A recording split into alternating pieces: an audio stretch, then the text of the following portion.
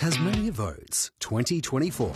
Probably education is one of the top on my list. Health, housing for the homeless, environment. The other issue that a lot of us talk about is climate change. More support services for college students. Childcare. I just want to stop them talking about things and start doing things. I just want someone to be honest. This is Tasmania Votes, an election night special broadcast on ABC Radio Hobart, ABC Northern Tasmania and live across Australia on ABC News Radio. Yes, good evening and thanks for your company. I am David Riley. The voices you just heard there, just a handful of the hundreds of Tasmanians we've spoken to here on ABC Radio over the last 5 weeks, as we canvass the issues that matter to voters in this Tasmanian state election. But for now, the time for promises, polls and pundits and placards is officially over, because 90 minutes ago the voting booths closed across Tasmania.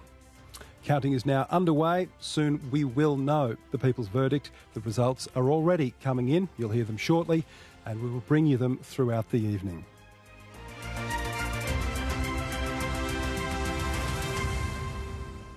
And we have an incredible team of people who I can't wait for you to meet. We'll have the analysts, the candidates, journalists out in the field. And I'm looking forward most of all to hearing from you as we pour through the results. If you are in our Tasmanian audience, how are you feeling about it? Are you glad it's finally all over and you can get on with life? More importantly, what are you hoping for after tonight? After the dust's settled, there'll be deals to be done, a government to be formed, promises to be kept. What are you hoping for? I want to hear from you. 0438 922 936 in the wash-up. Your thoughts, 0438 922 936. Hey, and if you're having an election night party, I'd love to hear from you. Drop us a note and say hi. You can even send us a picture. A good friend of mine's having a cocktail night tonight, serving cocktails in Liberal blue, Labor red, green, and Lambie orange. So we might even check in with him later in the evening. Or maybe you're just having a quiet one, and if you are, keep your radio on, settle in, get comfy. I'm looking forward to being with you until stumps. Do you think you can make it till 11 o'clock? Do you think my voice will hold out? We'll see. All right, cue the serious music. Let's get on with it. Tasmania Votes. You're with David Riley on ABC Radio Hobart, ABC Northern Tasmania and across Australia on ABC News Radio. All right, the story so far, for those who might not have been following along on our news radio audience, a little over 5 weeks ago, Tasmania's Liberal Premier Jeremy Rockliff rolled the dice, heading to the polls a year early, hoping to lead his government to a historic 4th term in office. His reasons? Instability, caused by the defection to the crossbench of two of his backbenchers. That put his government into minority, and the Premier wants his majority back. But all the polling ahead of today's ballot points towards one likely outcome, a government that falls short of the 18 seats needed for a majority. But the Liberals still expected to gain the most seats. That's what the polls say. Premier Rockliff's main opponent, Labor leader Rebecca White, a seasoned campaigner. She's led her party at 2 previous elections, both of them defeats for Labor. So will it be different this time around? Also in the mix, the Tasmanian Greens, led by Dr Rosalie Woodruff. They could take, as is predicted, as many as 4 seats in this expanded 35-member 35-member House of Assembly. This is a lower house vote, of course. The size of the lower house was only 25 seats at the last election. It's been expanded to 35. Just one of the many wildcards in this election. And also, speaking of wildcards, new kids on the block that promise to make this contest tonight very, very interesting. Half a dozen independents who are polling strongly, and the predicted entry of the Jackie Lambie network as a 4th political force in Tasmanian politics.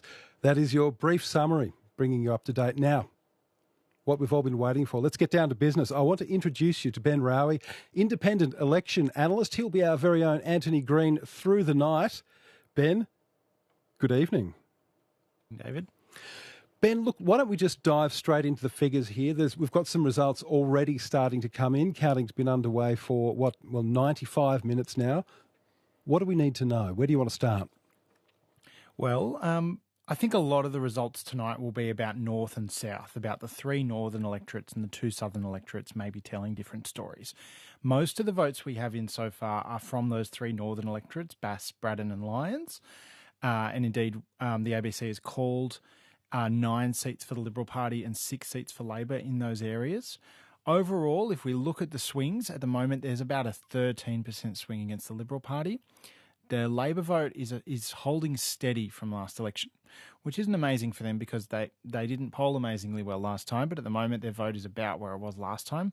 There's a small uptick for the Greens, and at the moment the Lambie network's on about 8%, although probably the areas where their vote has come in are probably a little bit better for them than the areas where the vote is less represented in our sample. So overall, that picture is looking like, the Liberal Party would struggle to get a majority on these numbers, but we still have a lot of votes to be counted. Overall, it's looking like Lambie is in a positive position, but it's too early to call any seats for her network. Greens are up a little bit, and Labor hasn't really made any gains, at least on the votes. Well, before we get around to the electorates, we've already had a number of seats called. Do you want to just take us through who we're now expecting to be elected, Ben? Yeah, so the ABC is both calling seats for parties and then calling seats for individual candidates, and they won't happen at the same time necessarily. At the moment, we've called in Bass, in Braddon and in Lyons, we've called 3 Liberal seats and 2 Labor seats in each of those. So 3 times 3 is 9, so that's why we've got 9 and 6. In terms of the individual people, none of these names would be surprising. The people who we've called: Michael Ferguson in Bass, Liberal; the Premier, Jeremy Rockcliffe, in Braddon, polling very well, and has been elected in Braddon. And in Lyons, Rebecca White, the Labor leader, also personally polling very well, and Liberal MP Guy Barnett. So in terms of individuals, there's really only 4 big names that we've called so far. But while we're not sure about the individuals who will win those other seats, we're pretty confident about 3 Liberals, 2 Labor in each of those 3 northern electorates, and that adds up to 9 to 6.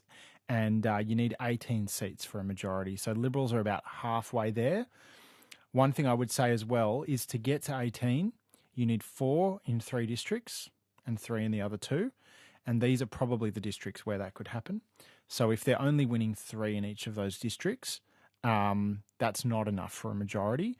But, we've called 3 at the moment. It could end up being 4 in some of those districts. Ben, I want to play you a little bit of audio that from Erica Betts, who's on the ABC TV news coverage as part of that panel. A little bit about what he's seeing in terms of, how the Liberals might approach a minority government situation. Listen in. To form a minority government, the Liberals would need minimum 15 seats, I would have thought, to then get together with some others. But look, all that, it remains who the others are.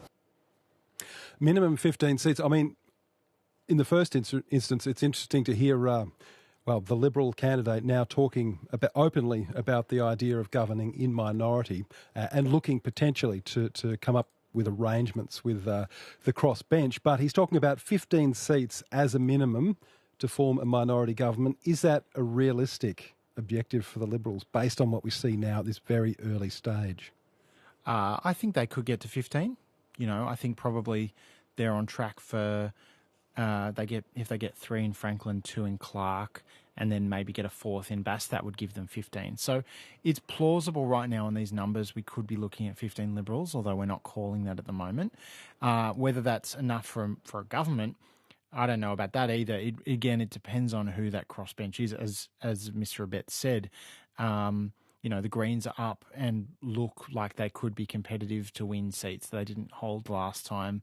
The Lambie network is up, and it's a bit early to say about any of the other independents as well. So the identity of that crossbench is still very unclear, and that could, in some scenarios 14 might be enough for government. In other scenarios, you might need 17 to be in government, depending on who else you have to play with.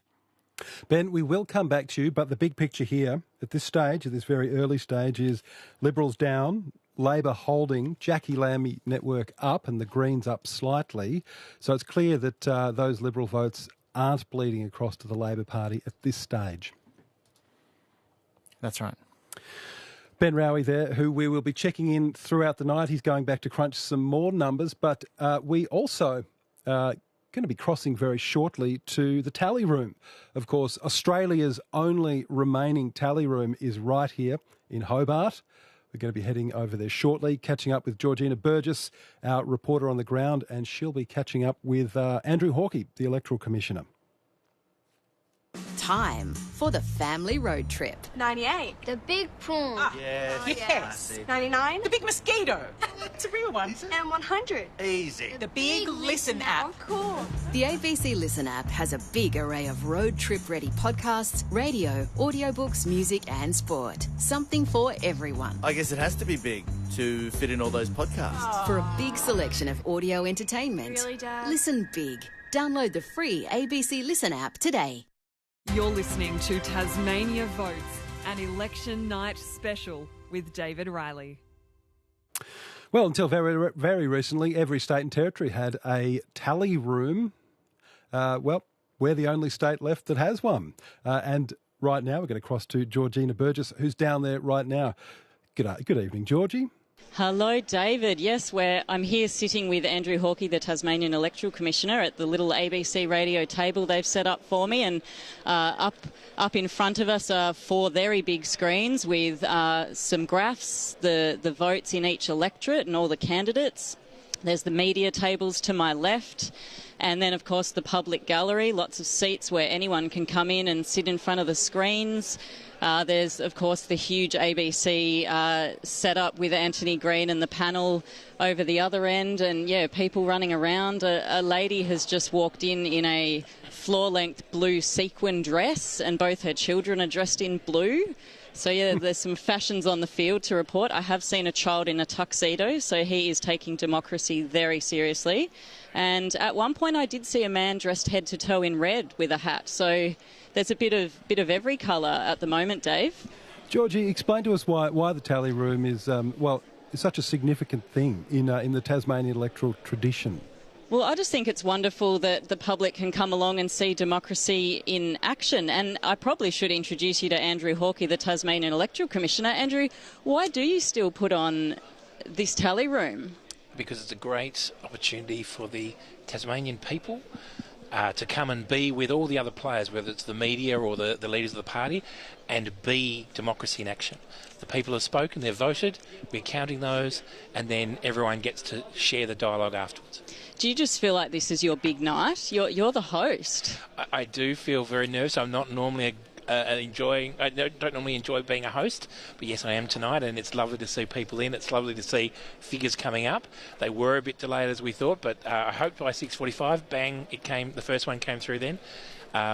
Still a bit slow generally, but that's what we expected given all the extra preferences and candidates. So you're happy with how many votes have been counted so far? Does that make you nervous, that everything's going to go right? Yeah, again, there are 1,500 staff that we have out there working very hard, but I'm very much at arm's length from all of them, so we just hope they're all going well. We haven't had any reports of any real problems other than they're just progressing through, so hopefully we'll get some figures again. They're all going to be a bit later than normal, but hopefully we'll still get them all in tonight. What would you say your stress level is out of 10 right now?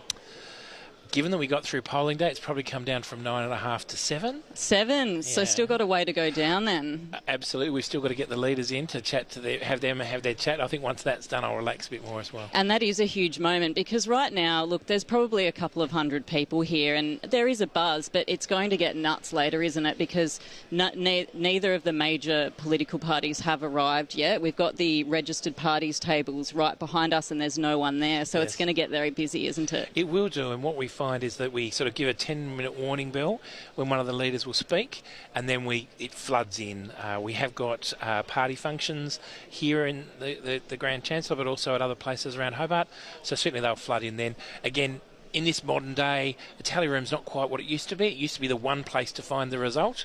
Went up on the town hall wall or something like that. But now it's all online, and so people at home can receive it just as easily or easier than we can here. But it's about the activity, the event, and people coming together in the mix here that makes it so special. Your home is a tally room if you want it to be. It is, and it's certainly been mine for many years. Andrew Hawkey, it's David Riley here in the ABC studio. We've got a lot more, it's a lot more complex this time around, I suppose. I mean, this isn't your first rodeo, but we've got a lot more seats, a lot more candidates. Are we expecting this to take a lot longer? I'm old enough to have been around from when it used to be 7 per division, back in the mid-90s. I've been in electoral so long. Yes, it will. So, yes, it's probably, 30% longer to do a check now that there are more candidates and more preferences to check than last time. So we've added that sort of in as a time factor. But when we get to the count, the distribution of preferences after Easter, then yes, we're going to have to go longer and do more candidates. So having more candidates in the election makes it longer, and having to elect more does. So it'll take quite a while after then. Do you expect there'll be some of those bigger booths that won't even be counted by 11 o'clock tonight? I'm hoping they will. Okay. Our biggest booths, of course, are the pre-poll centres. So the Launceston pre-poll centre took over 10,000 Bass and 7,000 Lions. So we've got crack teams in the divisional offices that are brought in just for those. And again, we hope to get through them all. If we can't, we'll have further figures tomorrow. And again, maybe not all of them will come in, but there'll be some, I hope, for each division. And again, if you think about something like Braddon, it had a Burnie Centre, it had a Devonport Centre for 3 weeks, it had a Smithton Centre, a Queenstown Centre as well, which had smaller numbers. So we'll get some in, but we may not get everything counted tonight. And will it need to continue tomorrow? Well, we'll count things that we wanted to count tonight tomorrow. Things like telephone voting continued till 6 o'clock tonight, so we'll hold that off. Things like, for example, if you were in Smithton and you're a Clark voter, that ballot paper has to physically transport back. So there's a whole lot of logistics that will happen tomorrow, and an exchange period. We've got other electoral commissions around the country who've had pre-poll centres. They have to be delivered back.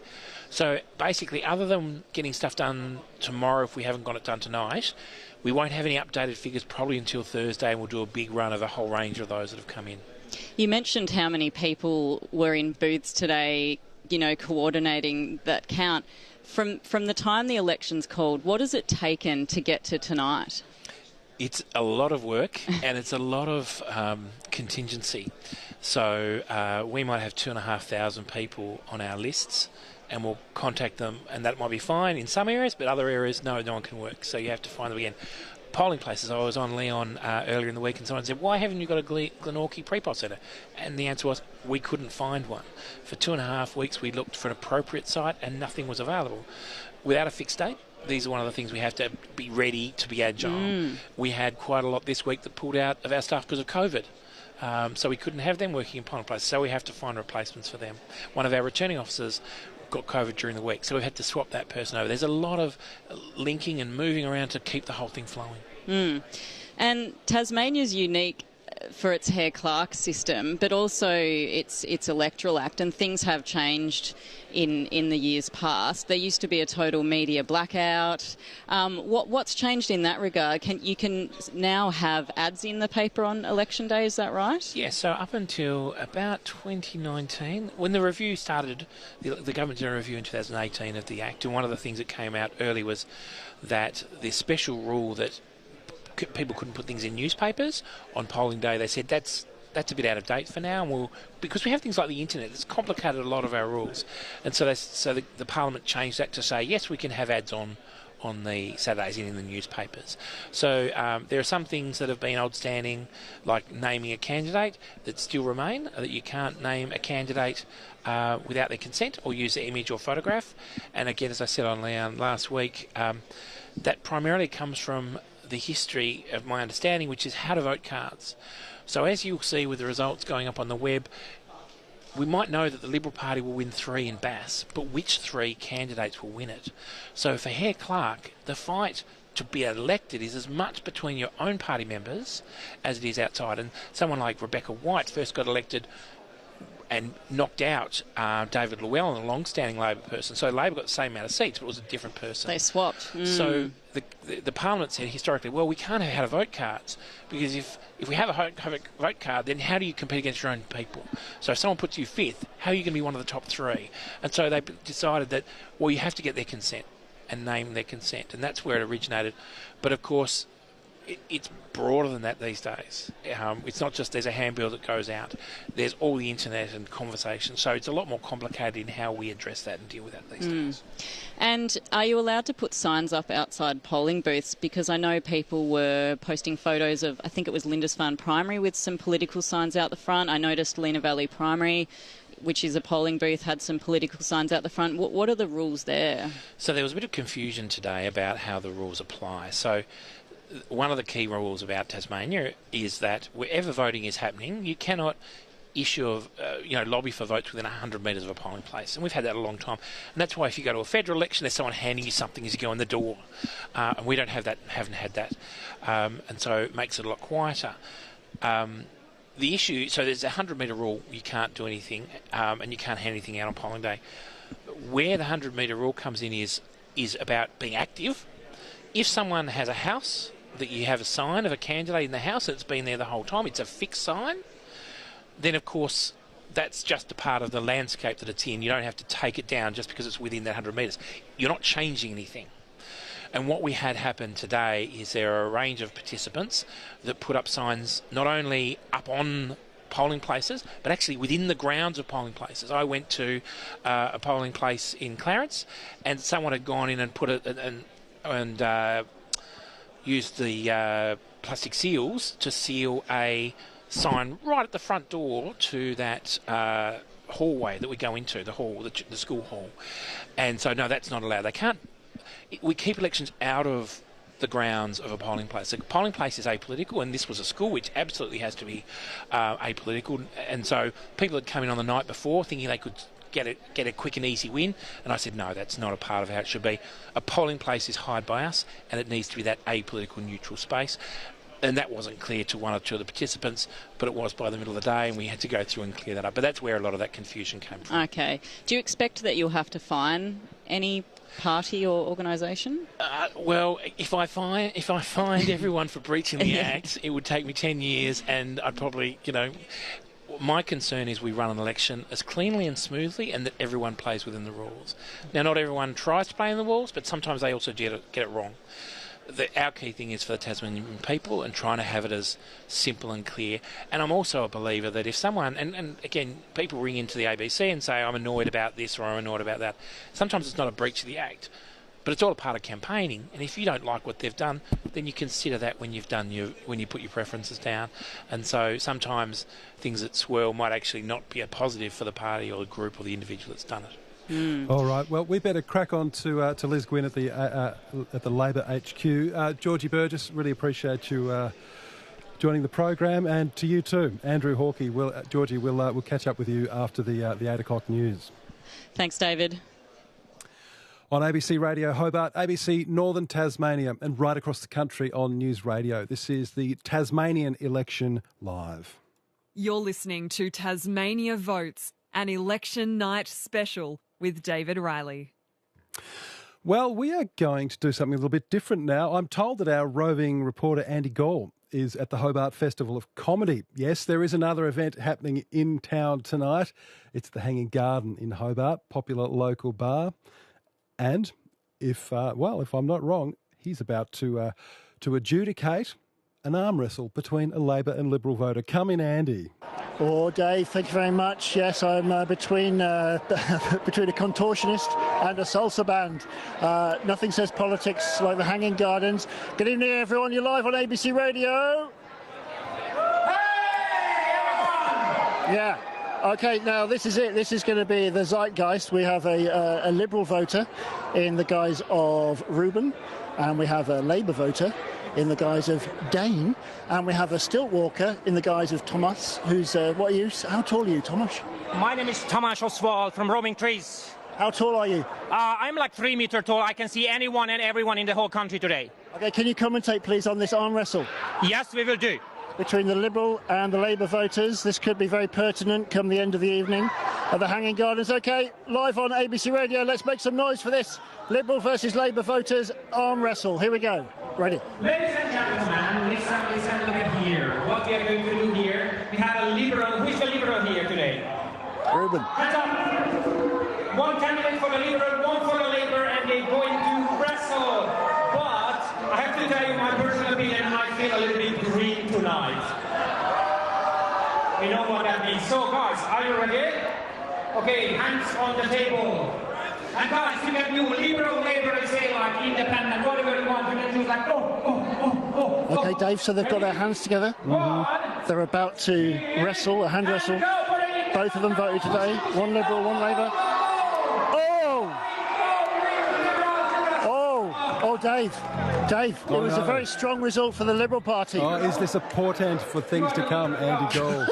All right, well, Andy, I'm glad to know someone's having a bit of fun in town. We'll have to get back to the other big show in town. Andy Gold there adjudicating an arm wrestle between a Labour and a Liberal voter. And as you just heard, the Liberal contender won. Is that a portent? Andy Gold there, our roving reporter. All right, back to much more serious matters of state now. Let's catch up with Liz Gwynn, our ABC News reporter, who's outside the Labor Party function this evening.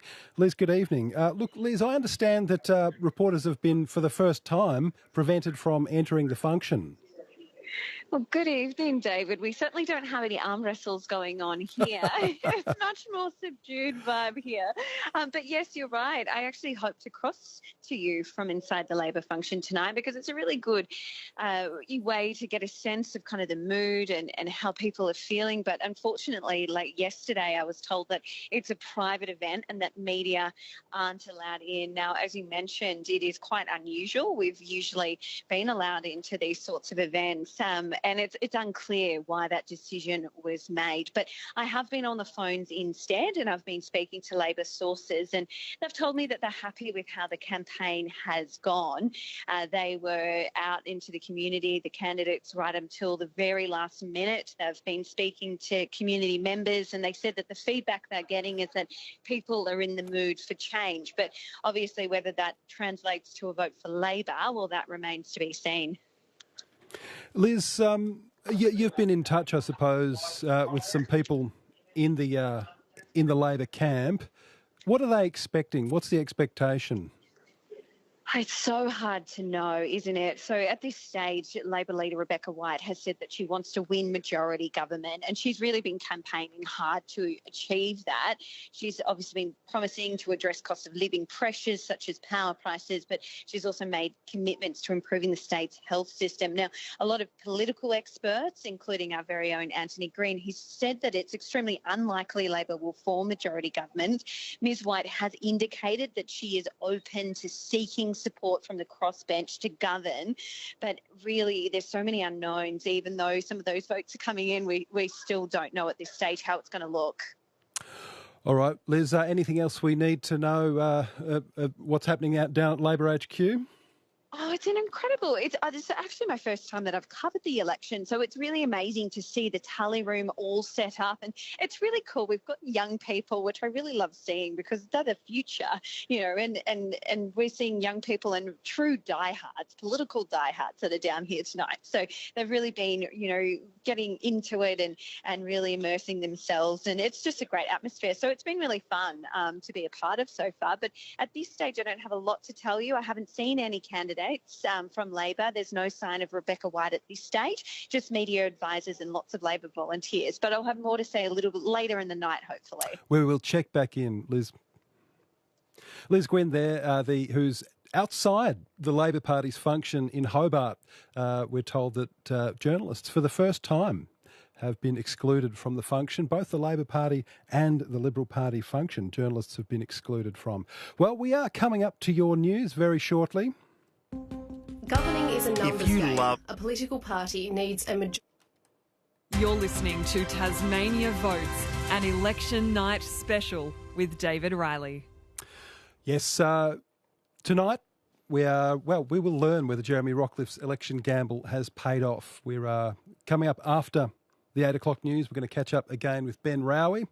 The results are continuing to come in. I understand that Rosalie Woodruff, the Greens leader, has been successful in winning her seat. That's all coming up after 8 o'clock. And also we'll be catching up with some of the candidates. We're hoping to catch up with somebody from the Jackie Lambie network as well. And also crossing to Georgie Burgess back on the tally room floor. She'll be catching up with Christy Johnston, the independent member for Clark. So stick with us. Appreciate your company. And, of course, you can join the conversation, 0438 922 93. Today.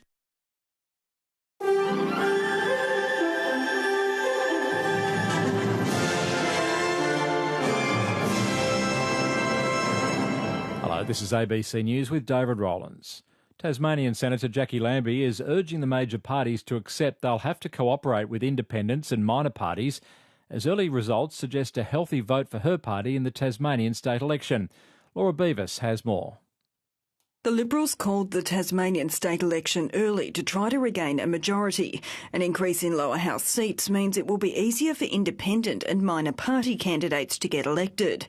Senator Lambie says the major parties need to treat minor parties like her own with respect. Look at what's going on around the rest of the world, because there are independents and micros coming in and majors are going out. Only a small number of votes have been counted so far, showing the Liberals polling higher than Labor. Meantime, Tasmanian Deputy Premier Michael Ferguson says Premier Jeremy Rockcliffe will continue to have his support and the support of the party room, even if they fail to win a majority in the state election. No more hypotheticals. The people have now spoken. We now need to understand what the numbers are. Jeremy will continue to have the support of the party room, in my judgment. He'll continue to have my support as well. Russian officials have dramatically increased the death toll from the shooting attack on a rock concert near Moscow, now saying at least 93 people have died. Earlier, the death toll had been put at more than 60. Meanwhile, a Russian state news agency says 11 people have been detained following the attack. In an online post by a Russian MP, he said that 2 people suspected of carrying out the attack were detained southwest of Moscow following a car chase, while other suspects fled into a nearby forest on foot.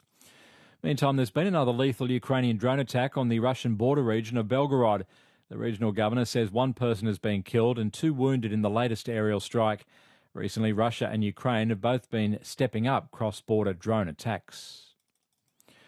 A marine biologist says a massive proposal to conduct seismic blasting in the Otway Basin off the Victorian coast would be a dangerous experiment. Annie Ford, a member of non-profit Surfrider Foundation Australia, joined thousands of protesters in Torquay today. She says there's never been a proposal on such a scale before for seismic blasting, and the impact on marine life and ecosystems could be devastating. The proposal is to seismic blast 45,000 square kilometres of our ocean and our seabed in the search for gas underneath the seafloor. They will be seismic blasting 20 kilometres beneath the seafloor in the search for this fossil fuel. One of Western Australia's peak trade groups is calling on the state government to overturn its ban on uranium mining. In a newly released policy paper, the Chamber of Commerce and Industry WA says the state could produce about $1 billion worth of uranium exports per year. The call comes a week after WA Liberal leader Libby Mettam pledged to overturn the ban on uranium mining if elected next year. However, Premier Roger Cook has remained firm that Labor's policy won't change. The Chamber says if South Australia and the Northern Territory can mine and transport uranium, then WA should have the same opportunity. The United Nations organisation says it's profoundly shocked by the discovery of a mass grave containing the bodies of 65 migrants in the deserts of southwestern Libya. Larry Buttrose has the details. The International Organisation for Migration believes the scores of migrants died as they were being smuggled through the desert, trying to reach the Mediterranean, and from there, southern Europe. It says the tragedy highlights the need for a coordinated response to the smuggling of migrants and legal migration pathways. The IOM says last year was the deadliest for migrants since records began a decade ago. More than 8,500 people died of migration routes worldwide last year, a 20% increase on the year before. China's Commerce Minister has met the chief of tech giant Apple ahead of major business conferences in the coming week.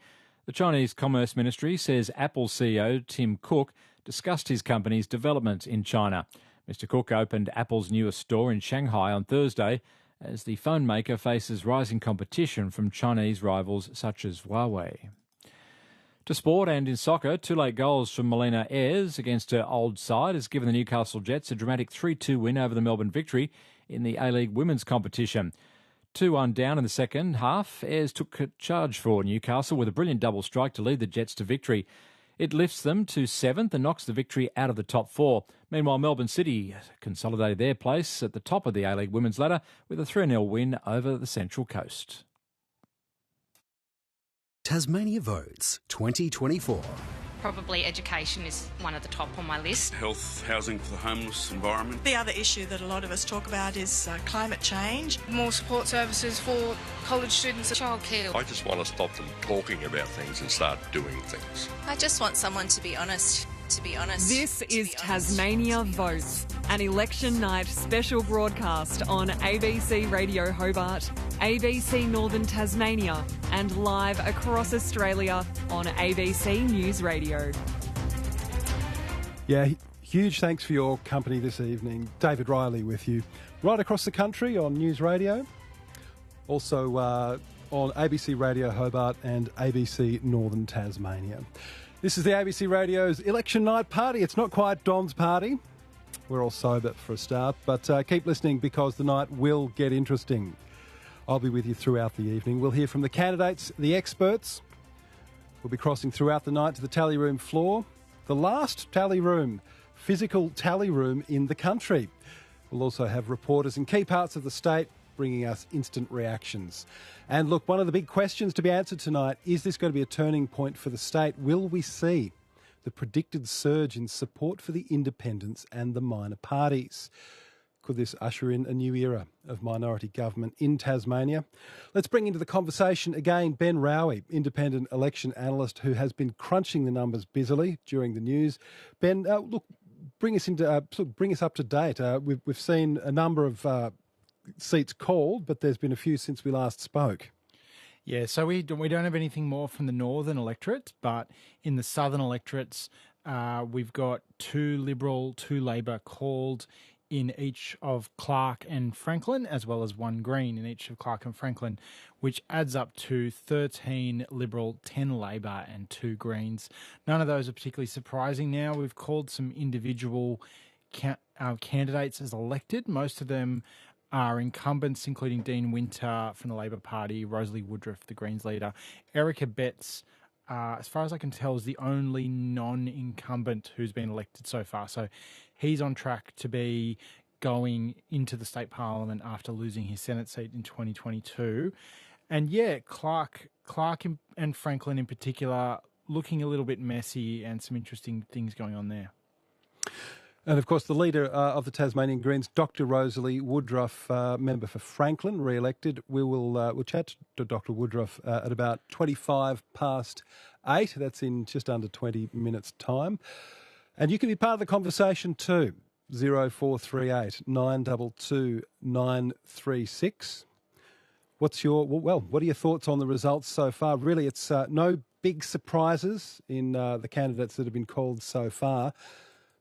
What are your thoughts on where we go to from here, though? Love to hear your thoughts. 0438 922 936. Should Labor work to form a deal in minority if it's got the numbers, or if the Liberals have the greater numbers in the Parliament?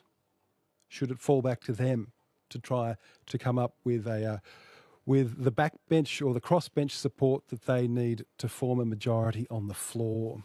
This is Tasmania Election Live. David Riley with you. Ben Rowie is our analyst. Ben, what else do we need to know? What else has happened since we last spoke? I think the other thing that's interesting is the independents aren't doing amazingly well. You know, there's a number of really prominent independents running. In Clark, Sue Hickey, who ran last time, she didn't get elected in 2021, but she would have been elected if there were 7 members then, as there are now. So she's kind of a notional incumbent in that sense. And her vote looks like it's about halved. So that's putting her in a position where her chances of getting elected, like maybe things will change as more votes will come in, but at the moment it doesn't look great. And then we have the ex-Liberal independents, John Tucker in Lyons, is on, 28% of a quota. So that's like, again, that could pick up as the night goes on, but it would need to pick up a lot to win.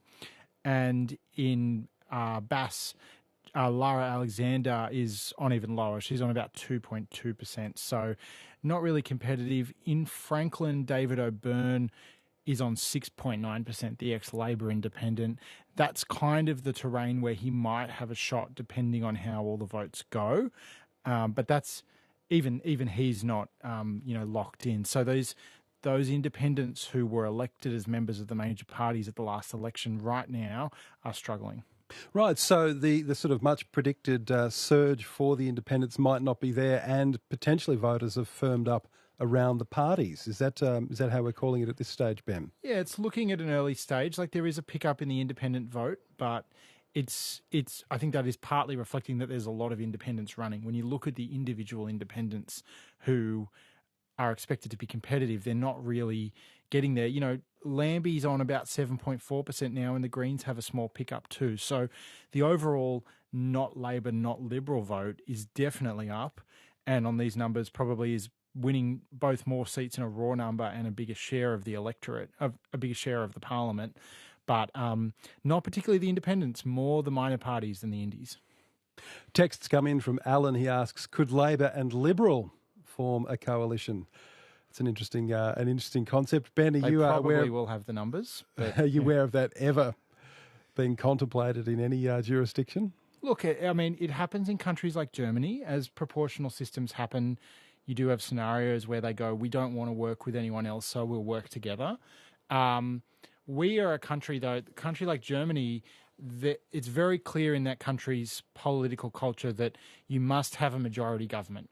It can be a coalition, but you've got to have a majority. I think it's much more likely here we wouldn't see a coalition, but we'd see one party tolerate another party being in government, if you know what I mean. So it wouldn't be, if that ever happened, and I don't think we're close to that kind of thing happening, it would be more like one of the parties going, you can stay in government for now. We're not going to be in government with you, but we're not going to bring your government down. I think that sort of thing's more likely, but I think more likely we'd be looking at, if it is the Liberal Party looking to Lambie to try and find the numbers, and if it's the Labor Party, they would probably need a mix of Greens and Lambie and, maybe some of these indies if they can pick up their vote.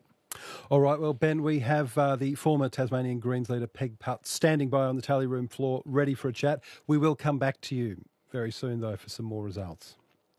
And as I mentioned, Georgina Burgess is our reporter on the spot down at the tally room. She's with Peg Putt, former Greens leader, who, will certainly remember what it was like to sit in a 35-seat parliament. Good evening, Georgie. Hello, David. Yeah, the tally room is slowly but surely filling up. I've just seen some Dean Winter T-shirts walk in, some Rebecca White T-shirts, but it's still fairly quiet. I think it's going to get very busy later. But yeah, former Greens leader Peg Putt has kindly sat down at the ABC radio table. Hi, Peg. Hi. And so how many tally rooms do you reckon you've been in? Well, I don't know if I can count them. What I can tell you is that I've been coming to the tally rooms since way before it all went electronic, when the tally was put up by people climbing up ladders and sticking numbers up on the wall, and that was the only way that you could know how it was going, because it wasn't there on a computer. People didn't do that. They didn't get online to see the count, so it's quite a few. Yeah, now everyone's got their own tally room in their hand. Peg, getting down to business, what's your first impression of the Greens vote tonight? Oh, the Greens vote's doing really well. It's doing as I think we expected, that there will be more Greens coming into the Parliament in this new expanded Parliament, that we will see probably 4 Greens. It's very hard to tell exactly how that will fall on these early numbers, except it looks like we'll have one in Bass as well as in Clark and Franklin. Whether we can get Tabitha Badger in Lyons is going to be probably line ball. Do you think the major parties are going to be reconsidering saying no deals with the Greens? Well, the major parties are just going to have to reconsider saying no deals because or they're going to have to decide that in that case they're going to be collaborative with no deals. I mean, you can't, you either have agreements about how you're going to work with another party, or you have to be collaborative every day with everybody in the parliament until you get a majority of votes on whatever particular measure you want to put through. You can do it either way, but what you can't do is be intolerant and say it's my way or the highway. That is not going to work, and that has been the attitude that's been put across, that somehow people could be bullied back into supporting the big parties, and they're over it. Whenever we talk about the Parliament increasing to 35 seats, that vision of you with your deck chair in the old House of Assembly keeps recirculating. What memories does that bring back for you? Oh, well, I mean, it was a bit of a traumatic time for the Greens because we knew that the numbers were cut to try and get rid of us. Cutting the numbers increased the proportion of the vote that had to be achieved for a person to get elected, and it was not coincidence that that was just higher than the Records Greens vote. So they thought they were going to get rid of all of us. I survived. So that was a pretty difficult thing to have the whole team go when they were such great colleagues and such good representatives, but also to think that now it was up to me as an individual in that parliament to make a Greens presence felt, but also build the vote back up and bring us back in despite that hurdle, and hope that one day we could get the Parliament restored, because it had wrecked the Parliament and wrecked the proper functioning of democracy in Tasmania, and it's been a bit catastrophic ever since. That's why the government's got so out of touch. It's why ministers haven't been able to cope. There's a whole lot of things that have gone badly wrong for Tasmania. So I knew I had to try and do something, and I wanted people to know that I was going to make a stand, and to see what had happened about just trying to cut out those other views and just put one side and the other side of Parliament, which is why I sat my chair in the middle and said, hey, Peg, part there's of question. Something else here. Yes, David. Peg, part of question from me, yeah. Look, the Greens, there is a historical precedent for the Greens supporting a Liberal government in minority, the Rundle government, that being, I mean, that was a number of years ago. Do you think it's conceivable, though, that going forward we could see Greens support for a Liberal majority government? Is that on the table? Not for, you mean for a minority government? Sorry, Liberal minority government. Yeah. Look, I don't know. I mean, everything's a possibility at this stage. What happened there was Labor actually had the most number of seats but refused to talk to or work with anybody else. So the Liberals had been the government. The governor commissioned them to continue as government, which is how it works. And the Greens just said that we would not move no confidence in the government except in cases of corruption or gross maladministration. But we gave no guarantees or made no deals or arrangements about anything else to do with policy or legislation, which meant we all talked together, all people in the Parliament, and worked things out. And it actually worked quite well to approximate the views of the whole Tasmanian electorate being put together and working out an accommodation on everything that came up. It took people a while to get into it, but once they got into it, I think most people in the Parliament actually enjoyed having those conversations and working it through. I don't know now that a memory of that ever exists, because we're long gone from the people who were there. And I really don't know, what's the Liberal Party really going to say about talking to people and working with them if they're not in majority? What are Labor going to do if it's them? And does it have to be them? Can some sort of a grouping of the Greens and Progressive Independents be a coalition of possibility? Well, we better move on. There's a lot. We've got some fresh results coming in. We better get the latest from Ben Rowey. To you both, thank you very much. Thanks, Dave. You're welcome.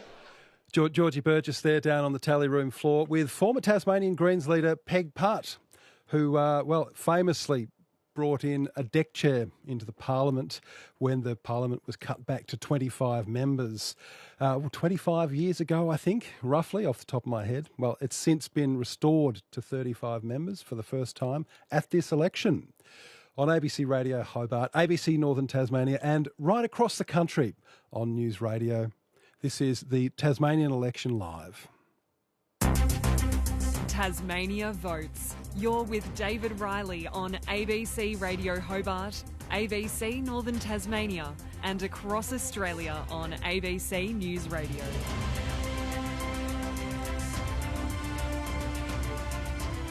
Well, let's check back in now, I think, with our election analyst, Ben Rowie, who's been crunching the numbers busily. Looks like we've got some projections about where the parliament might be headed. Ben, what's the latest?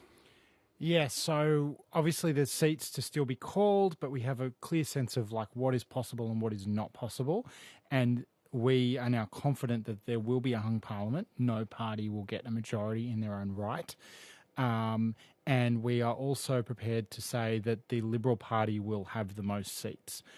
So at the moment, we've got Liberals on 13 and Labor on 10, but we can't see Labor getting above the Liberal Party in terms of the seat count. So that's sort of two pieces of information: a hung parliament with the Liberal Party as the largest, with the largest number of seats.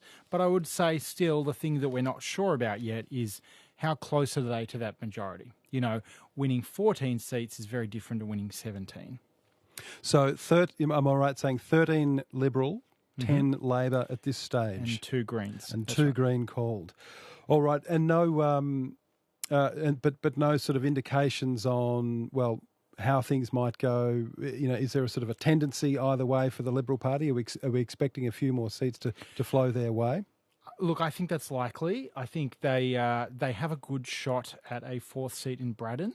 The big question there is an enormous share of their vote is locked up with the Premier, Jeremy Rockliff.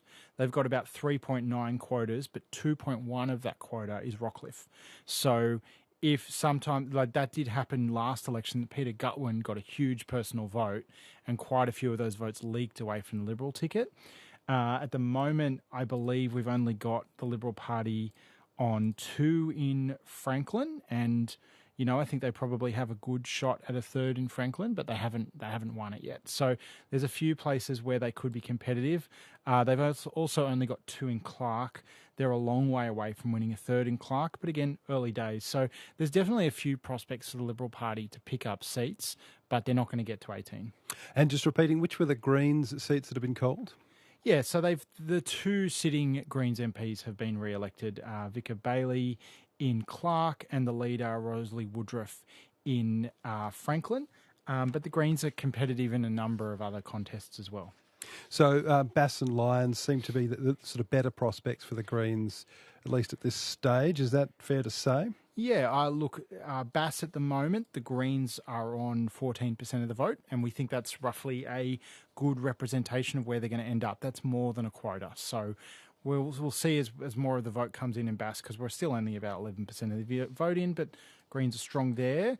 Lions, they're just under a quota, but we think the booths that have come in so far for Lions are a bit better for the Greens than the booths that are yet to come in, so we think that'll go down a bit. But they're still in with a good shot in Lions. They're actually still competitive for a 2nd seat in both Clark and Franklin. So at the moment, they're on 20% in Clark, which is a 2.6% swing, and in Franklin, they're on 24.5%, but we think that'll go down a bit. So actually, they have chances in Bass, Lions, but also chances for 2nd seats, Clark, Franklin, Braddon, which has been the worst seat for the Greens, well, since Peg Putt's time as leader. That electorate, the Greens are a lot further behind in Braddon. I think things would have to change quite a bit for them to win there. On ABC Radio Hobart, ABC Northern Tasmania, and on News Radio, this is Tasmania Votes Live.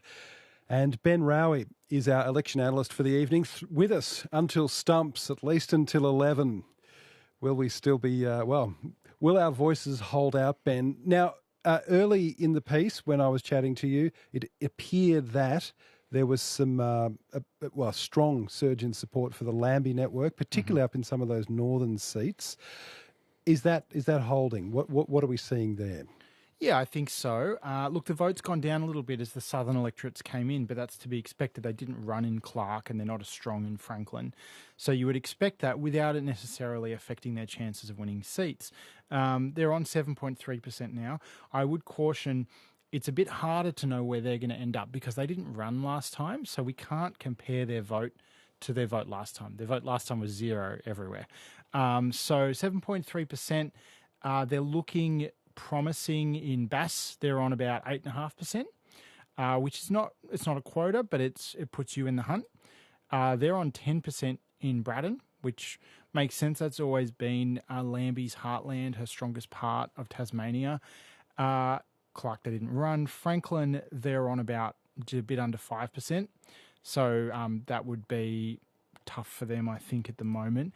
And Lions, they're on just a bit under 9%. So I think at the moment they're looking quite promising in Bass and Lions and very promising in Braddon to win seats.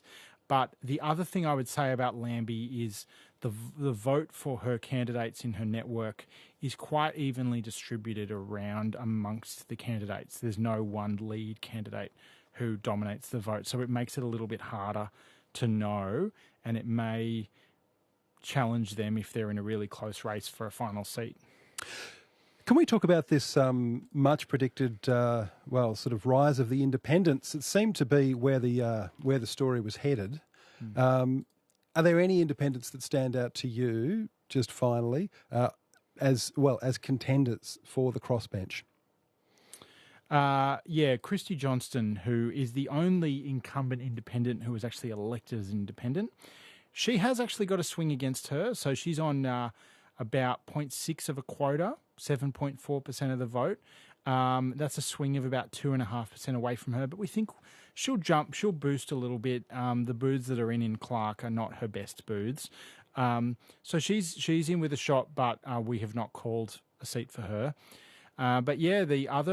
Both the incumbents who are ex-Liberal, ex-Labor, but also Sue Hickey, who's like a former incumbent, right now are struggling. All right, Ben, we will send you back to your reams of data. Come back to you very shortly for the next update. Thanks, David. Ben Rowie there, our independent election analyst on ABC Radio Hobart, ABC Northern Tasmania, and across the country on News Radio. You can be part of this conversation about the Tasmanian State Election. A very interesting election, potentially a pivotal point in the state's political history. 1300 222 936 if you'd like to join the conversation. Or if you'd like to text 0438 922 936. Stuart's phoned in. Stuart's in Canberra, listening on from our nation's capital. Stuart, what are your thoughts as a watcher of Tasmanian political affairs? Well, you mentioned before, David, it's very significant for Tasmania. There's also plenty of national implications, I think. I mean, you've got the last standing Liberal government in Australia that Correct. is teetering on the brink. So I think the rest of the country is taking a very keen interest in what's happening down in Tassie. But it's interesting that you've got a proportional representation system there, and yet both major parties seem to be going into the election thinking, well, we need to get a strong majority government in our own right, and our way or the highway. The reality of a proportional representation system is that it's very unlikely for one party to get a majority on its own. And you've got to do deals. You've got to be a pragmatist. It was interesting listening to Peg Putt talk earlier about the experience in the 90s when she was part of a government, and she said it seemed to work very productively. Looking on as an outsider, I think there's probably something in that idea. And it seems most likely that neither major party is going to get a majority in their own right, and they're going to have to do a deal. And that shouldn't be seen as a sign of weakness. It's actually a sign of strength if you can come up with something that's enduring and it's not going to collapse within 6 months. Do you think it's something, though, that people are ready for, Stuart? Well, I think that there's that track record that we just spoke about in Tasmania. It's not a new thing. And here in the ACT as well, we've had in the past a minority government. It can work quite effectively, but it's contingent upon the maturity of the participants to actually not see it as a winner-take-all system, but to be willing to do a deal and to not walk away from the table every time they don't get what they want. Ben, before, I think, was mentioning that in Europe it's quite common, where you've got a lot of proportional representation systems there. It's well established that you do deals, that you form coalitions, and that's how you get stuff done, that you don't need an absolute majority to form a government. Thanks, Stuart. Stuart there in Canberra, the nation's capital, and also the home, I should add, to the only other Hare-Clark proportional representation system in the country. Tasmania does have this unique call it boutique political system of Hare Clark. 7-member electorates elected proportionally. Monty Bovell is an ABC reporter. He's come down from his regular job, actually, as a reporter in Canberra to help cover the election for us. He's at the Jackie Lambie Network function at the Launceston RSL. Good evening, Monty. How's the mood down there? Yeah, good evening. It's certainly a very optimistic mood here in the room at the RSL. There's certainly a lot of happy faces in the room, seeing the votes come in for the Lambie Network. They're pretty optimistic that maybe they will be able to pick up a seat or a couple of seats. Obviously, there is a bit of an unknown as to whether that will happen. There's also a little nervous feeling in the room as well. You can probably hear some of the commotion in the background where I am right now, but certainly optimism but also nervousness are the two main themes here in the room tonight. Any sense of confidence at all? Have you managed to catch up with the Jackie Lambie herself and get a sense of how she's feeling? Yeah, that's right. So Jackie Lambie is herself here, as well as many of her candidates. Of course, the Jackie Lambie Network ran 12 candidates, 3 in each of Braddon, Bass, Lyons and Franklin. They didn't run any candidates in Clark. From the conversations that I'm having with the candidates and Jackie Lambie herself, they're certainly ready and willing to go into Parliament and work with the party that does form government. But certainly they're very keen to see some more boos and results come in. The conversations that I've just had only a couple of minutes ago, they're saying that some of those big boos that they're really thinking that they'll see some support go their way haven't come through. The thing with the Jackie Lambie Network in this campaign is that they haven't really picked high-profile candidates. They haven't picked high-profile names, but it's something that the party is really proud of. That's the conversations that I've been having tonight. They're saying our candidates are real people with real jobs. We're not political. We're not doing it because of politics. We're doing it because, for the better good of Tasmania is what they're telling me here tonight. So they're pretty proud of the fact that, they might not have had a lead candidate or they might not have had high-profile candidates, but that might be their undoing in the end here if they don't end up getting seats. I guess the question is the name Jackie Lambie Network and having Jackie Lambie sort of backing them, is that enough to get them elected? I guess we'll have to wait and see. Monty, appreciate it. We might check back in with you a bit later in the program. Thank you. Monty Bovell there at the Jackie Lambie Network's gathering at the Launceston RSL. Launceston, for those listening around the country, being the second largest city in the north of the state. One of the huge questions, though, after tonight, if we don't have a single party left with a majority in the Tasmanian Parliament, which looks increasingly likely, who forms government? We're going to be talking about that very shortly. And, of course, you can be part of the conversation. 1300 222 936 is the number if you'd like to join the conversation. Or you can text us 0438 922 936. I'll read those out again. 1300 222 936. The text line being 0438 922 936. Interested to hear your thoughts on, where to here? What would you like to see? How would you like to see the parties potentially come together, given that it looks a dead certainty that we are headed towards a minority government? What do we need to see from here? Do we need to see a little bit more collaboration, a few more friendly conversations between maybe some political rivals? To reach majority in the Tasmanian lower house, you need 18 seats. That's a 35-seat House of Representatives. But with both parties having ruled out deals with the minor parties, at least leading up to the election, it sounds like some of that language is softening. They've been saying no negotiating over policy and no ministries will be offered in return for support for the government on the floor of the Parliament. So how is it going to be possible then for a government to form a workable majority on the floor of the House if deals can't be done? Selena Ross looked at the issue. Here's that story. Governing is a numbers game. A political party needs a majority of votes in Parliament to maintain control. If a party doesn't win enough seats at an election, it's in minority. It needs to pick up votes from other parties or independents. This balance of power gives MPs with deciding votes more bargaining power. Hi everyone. Former Greens leader Christine Milne worked with minority governments at both a state and federal level. Congratulations, thank you.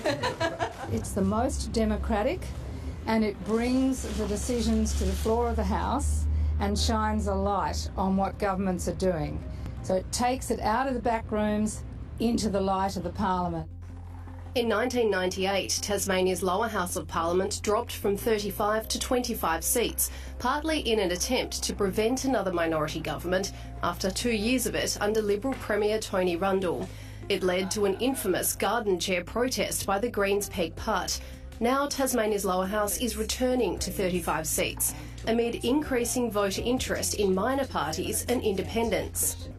One of Tasmania's longest-running minority governments was in power from 2010 to 2014. At the 2010 election, the incumbent Labor Party and the Liberals each won 10 seats and the Greens 5. After weeks without a government, a historic deal has finally been struck that will see Greens leader Nick McKim and his fellow MP Cassie O'Connor welcomed into David Bartlett's Labor cabinet. The coalition was modelled off a South Australian power-sharing arrangement and lasted almost its full term, mostly under Premier Lara Giddings. That enabled us to provide 4 years of stable government, which is what majority government provides you, is stable government. So for me, it's about getting the right model in place. Labor's current leader didn't have such fond memories of the coalition at the party's election campaign launch 3 years ago. Labor will govern alone or not at all. It was a mistake to think that Labor could ever work with the Greens, and we will never make that mistake again.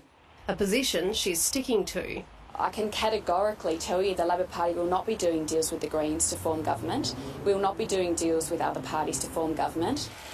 Jeremy Rockcliffe called this election in an attempt to overcome the instability of his own minority government. He faced pressure and influence from Liberal defectors turned independents John Tucker and Lara Alexander.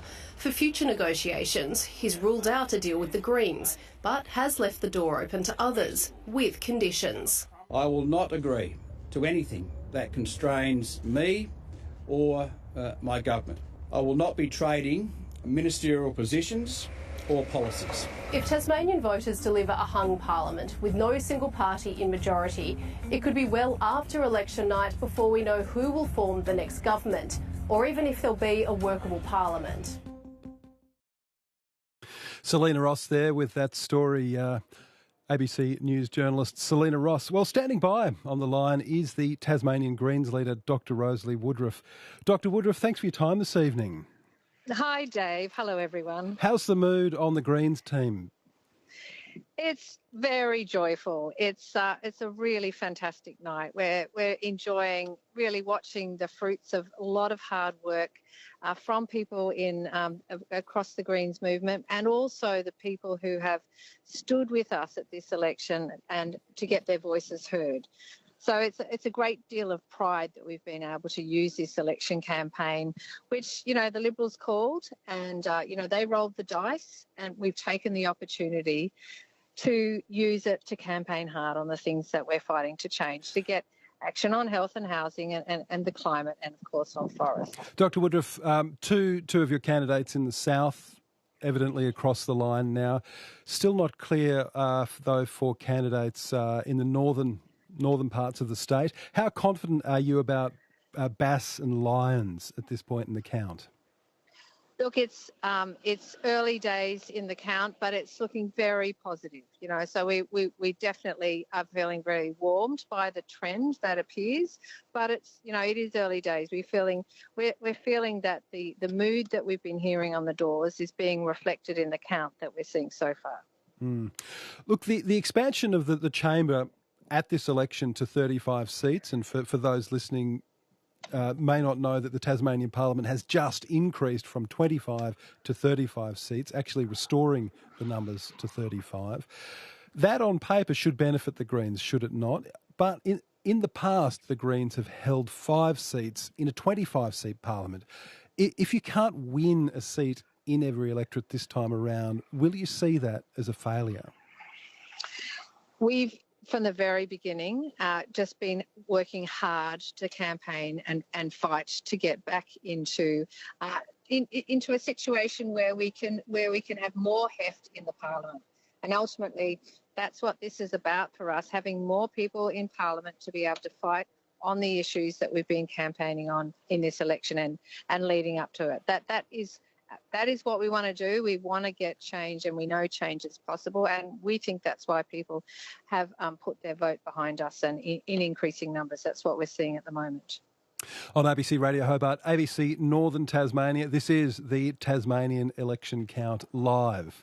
You can join the conversation too. 1300 222 936 is the phone line, or if you'd like to text us, 0438 922 936. Where would you like to see things go from here? I'd be keen to hear from you. And also a question for you, Dr. Woodruff, and I should say congratulations for also being returned to your southern seat of Franklin.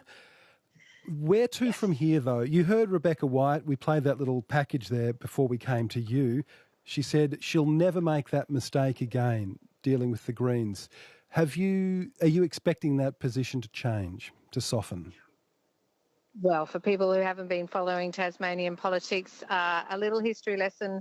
The Liberal and Labor parties say this every single election. It's like part of the rule book. You know, you can't talk to the Greens. We've seen this happen time and time and again. When governments are in minority, then they're required by our democracy to form government and to work collaboratively with other parties. And how we do that, we honestly can't say at the moment. Have you been approached as Labor or Liberal or anyone else approached you?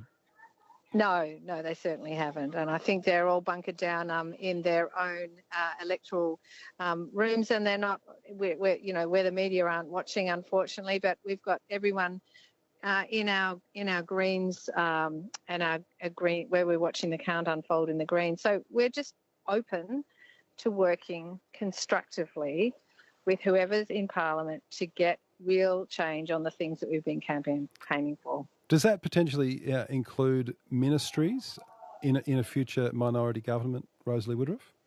Look, we're not in this to get ministries. We're in this to get change. Is that, do you see the 2010 decision for the Greens to take ministries have you learned the lessons from that? It's not about that. Every single election brings a different combination and is a different point in time. And we've had Greens in shared parliaments and governments across the country for decades now at the federal and state levels in upper and lower houses across multiple states. And every single situation is different. It depends on the people who get elected. It depends on the issues at the time. And that's going to be the same for Tasmania. But the vote hasn't been counted yet, so it's early days. Will you be seeking policy concessions, though, of any kind? I mean, will you be just... I struggle to imagine that you would be offering support to a minority government without asking for something in return. Well, I think people might like to think about what happens in your local school association or in your local football club or your child care centre committee. You always have people who have different opinions about how you should proceed, and it's about sitting down and working out how you're going to make change, how you're going to come to agreement. That's really what Parliament should be about. It should be about having more of these conversations constructively and on the floor of Parliament. Dr. Woodruff, appreciate your time this evening, and maybe we'll be able to check back in with you a little later. Yep, great, Dave. See you later. Dr. Rosalie Woodruff there, the Tasmanian Greens leader. The Greens having 2 members so far have been called as elected. Vicar Bailey in the seat of Clark, the incumbent, and Dr. Woodruff herself in the seat of Franklin. Both of those 2 southern seats. All eyes are on Bass and Braddon to Bass and Lyons. Lyons being the central and east coast electorate in Tasmania, and Bass being the northern electorate, taking in the city of Launceston.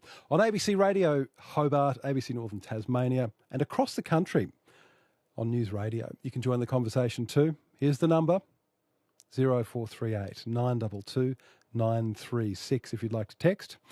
Or if you'd like to give us a call, we always love a chat, 1300 222 936. Weigh in on the Tasmanian election. Time for the family road trip. 98. The big prawn. Yes. 99. The big mosquito. It's a real one. And 100. Easy. The big Listen app. Of course. The ABC Listen app has a big array of road trip-ready podcasts, radio, audiobooks, music and sport. Something for everyone. I guess it has to be big to fit in all those podcasts. For a big selection of audio entertainment. Really, Dad? Listen big. Download the free ABC Listen app today. You're listening to Tasmania Votes, an election night special with David Riley. Well, in just a moment, we are going to check back in with Ben Rowie, our election analyst, who'll be with us until stumps. We're here till 11 o'clock at least as the count continues in the Tasmanian State Election. Join the conversation, 0438 922 936. We've been checking in throughout the evening also with Georgie Burgess, our reporter on the spot, down at the tally room at the Grand Chancellor Hotel in Hobart, where the numbers are being crunched. Georgie, good evening. Who have you got with you? Hello, David. I'm here with independent member for Nelson, Meg Webb, so she can relax tonight because she's not up for election. She's a member of the upper house, of course. Hi, Meg. Hi there, Georgie. Hi, David. So what are your first impressions of how tonight's played out? Well, it's a pretty interesting start, isn't it? We know that with Herr Clark we've got a long way to go, especially for those 6th and 7th seats in each of the electorates with our restored numbers. So we've got some early indications here of probably not quite as good a showing for the Liberals and a better showing for the Greens than expected. That's really the gist of it that I can gather when I'm looking at things and listening to the chatter in the room.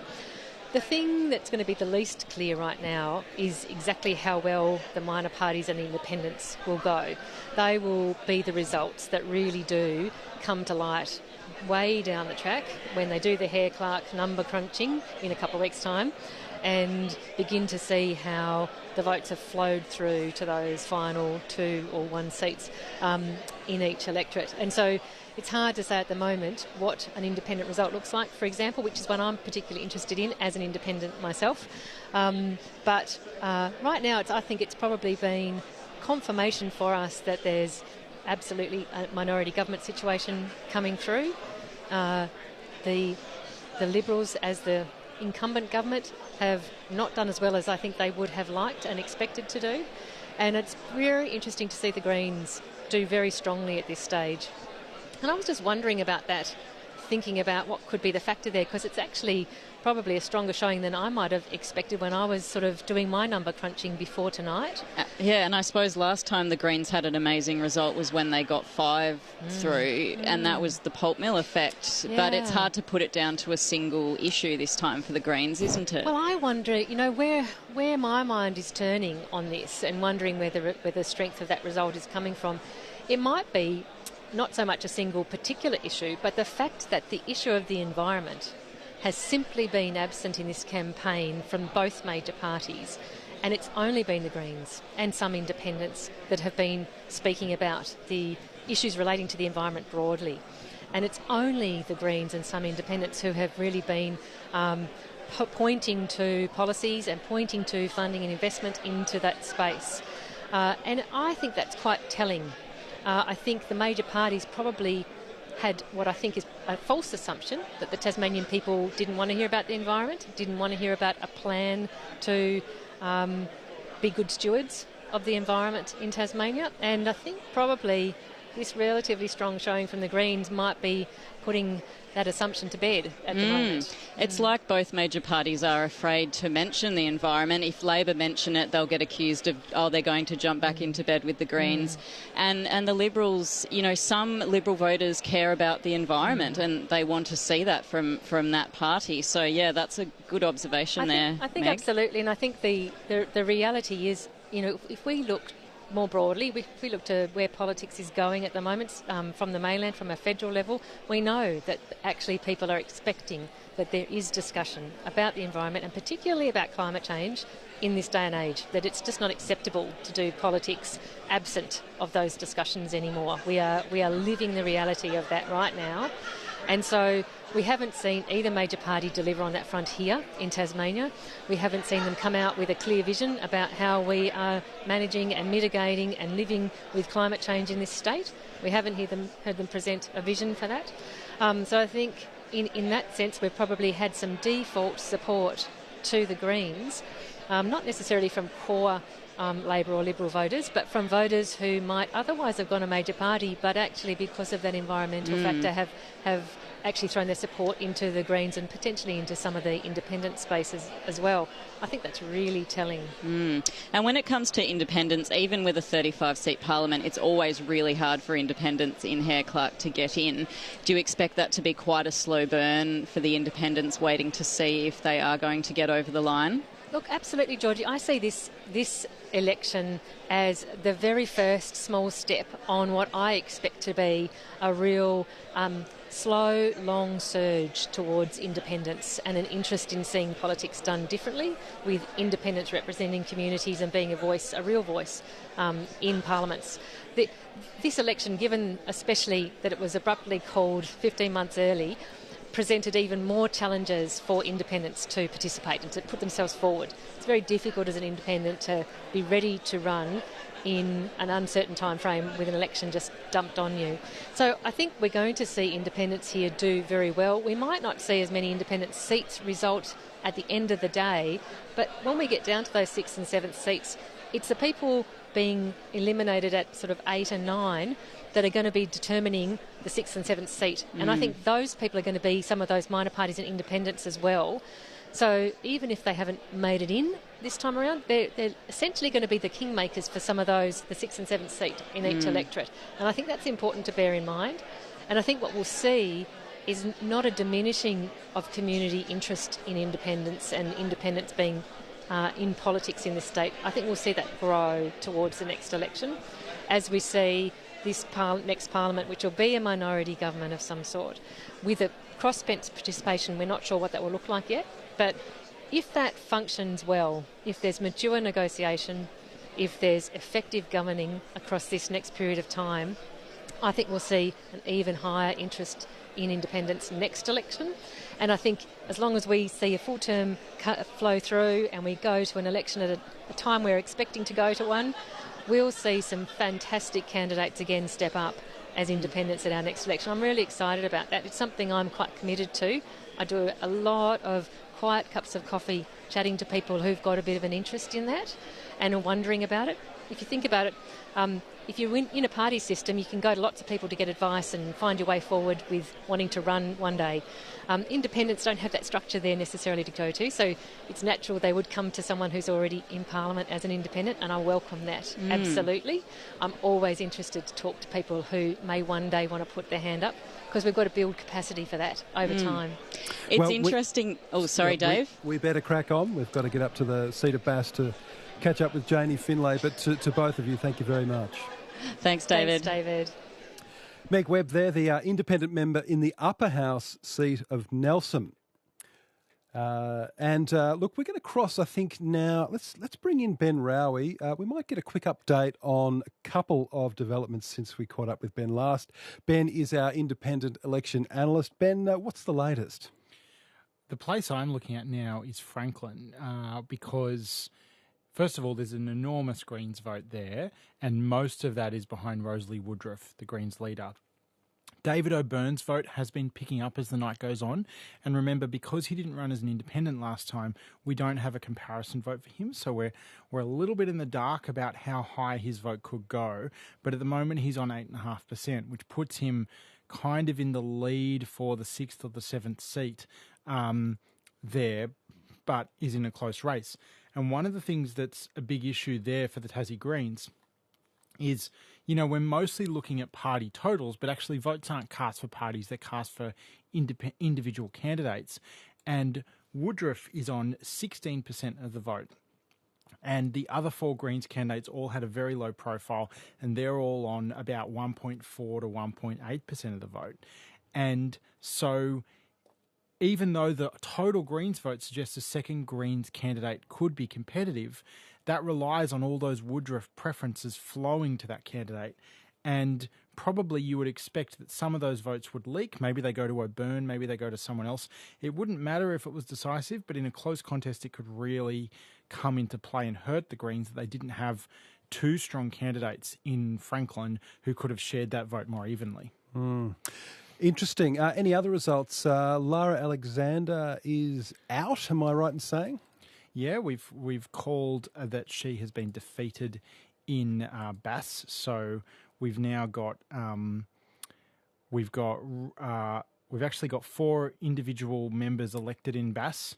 We think there'll be 3 Liberals, but definitely Michael Ferguson and new candidate Rob Fairs is elected, and then Labor MPs Michelle O'Byrne and Janie Finlay have been elected. So we're starting to get a bit more of a picture of who's winning these seats.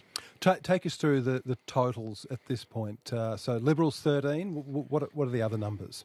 Yeah, they haven't changed in a little while. There's a lot kind of going on below the surface, but no more seats have been called. 13 Liberals, 10 Labor, 2 Greens. That leaves 10 seats in doubt. And as we said earlier, we have projected that the Liberal Party will be the biggest party, but no one will win a majority. Okay. Anything else catch your eye? I'm really interested in what happens with the Lambie network. Their total vote is dropping as the night goes on. I thought they could be competitive for a seat in Franklin earlier, and now that's not looking very likely. But because, like I said about the Greens, there's not a single Lambie candidate in each electorate who's the main one who has most of the party's vote. It's evenly distributed between them. And if those Lambie voters have just done 1, 2, 3 for the Lambie ticket, that's fine. All those votes will funnel to whichever of them is the strongest. But if some of those votes are 1 for Lambie and then 2 for a Greens candidate and then 3 for a Liberal and 4 for a Labor candidate, then a lot of those votes could leak, and it means that party total might be exaggerating how strong they are. All right, Ben, we better move on. We've got to head up to the northern electorate of Bass. We'll catch up with you after the 9 o'clock news. Thanks, David. Ben Rowie there, our election analyst, with us throughout the night, bringing us the latest results and analysis. Janie Finlay is, well, I'm just reading now, Labor's, re-elected member for Bass. Janie, congratulations. Oh, sorry, Janie, I've got you on the wrong fader. Janie, congratulations. Thank you so much. Thank you. How's the vibe up there? Oh, it's good. We've got a room full of candidates, supporters, volunteers, family. There's a really good vibe here, and we're having a great night.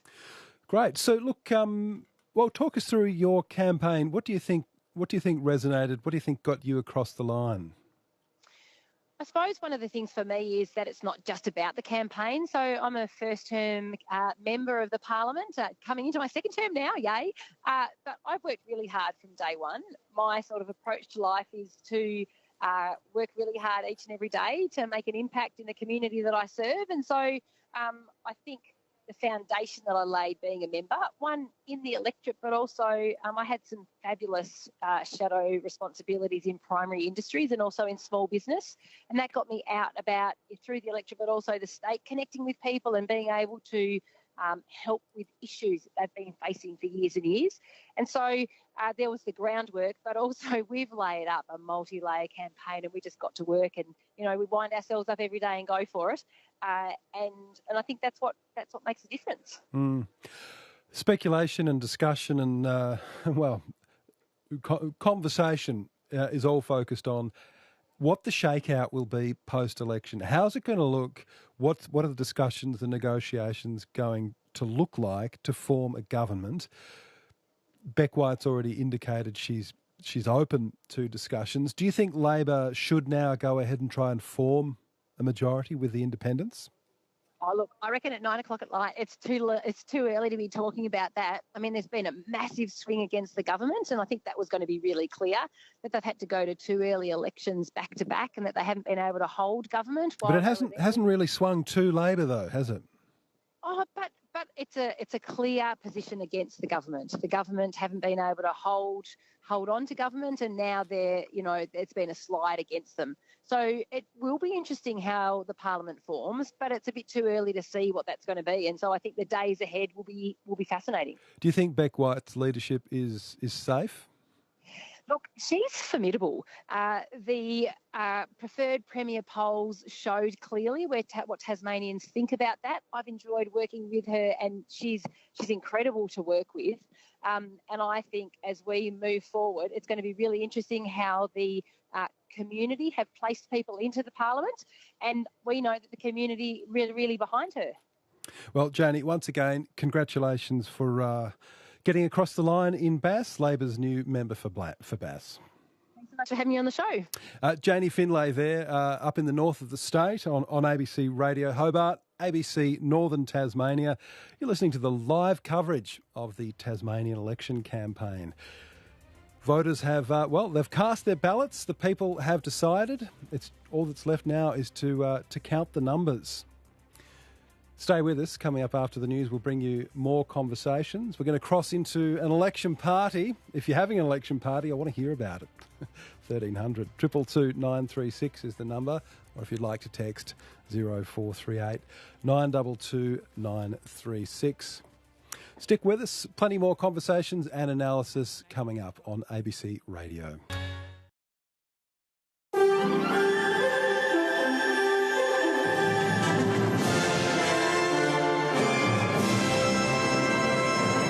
Hello, this is ABC News with David Rowlands. ABC election analyst Anthony Green says with around 30% of the vote counted, neither major party will achieve a majority in the Tasmanian election. Laura Beavis has the details. Tasmania's Liberal government called the election a year early to try to regain a majority, but so far has attracted only about 39% of votes, with Labor polling about 26%, the Greens around 14%, and the Jackie Lambie network about 7%. Former Senator Eric Abetz has been elected in Franklin, but he concedes it comes with an almost 10% swing against the Liberals and that voters have given his party a bit of a kick. There's been a small swing against Labor, while votes for the Greens and independent candidates are up. Senator Jackie Lambie, whose party could be crucial, says it may be difficult for her party's candidates to support a Liberal government under Premier Jeremy Rockliff. If Jeremy wants to come in and wave his magic wand around, be my guest. But seriously, we're going to watch the numbers, we're going to see who's elected, we're going to see what sort of personalities they have, and then, of course, it'll be up to the guys that are elected in state parliament to choose what they are going to do for the Jackie Lambie network. Former New South Wales Transport Minister Andrew Constance has won a pre-selection vote to represent the Liberal Party in the New South Wales seat of Gilmore at the next federal election. The ABC understands he defeated local lawyer Paul L by more than 10 votes. Mr Constance narrowly missed winning the seat from Labor's Fiona Phillips at the 2022 election by just 373 votes, making it the most marginal seat in the country. In May last year, he stood unsuccessfully to fill the Senate seat vacated after the death of Senator Jim Molan. 11 people have been arrested in connection with a mass shooting at a crowded concert hall on the outskirts of Moscow, in which more than 90 people died. Russia's security forces said 4 of them were directly involved in the attack, which also has left more than dozens more wounded. The Islamic State group says it carried out the assault.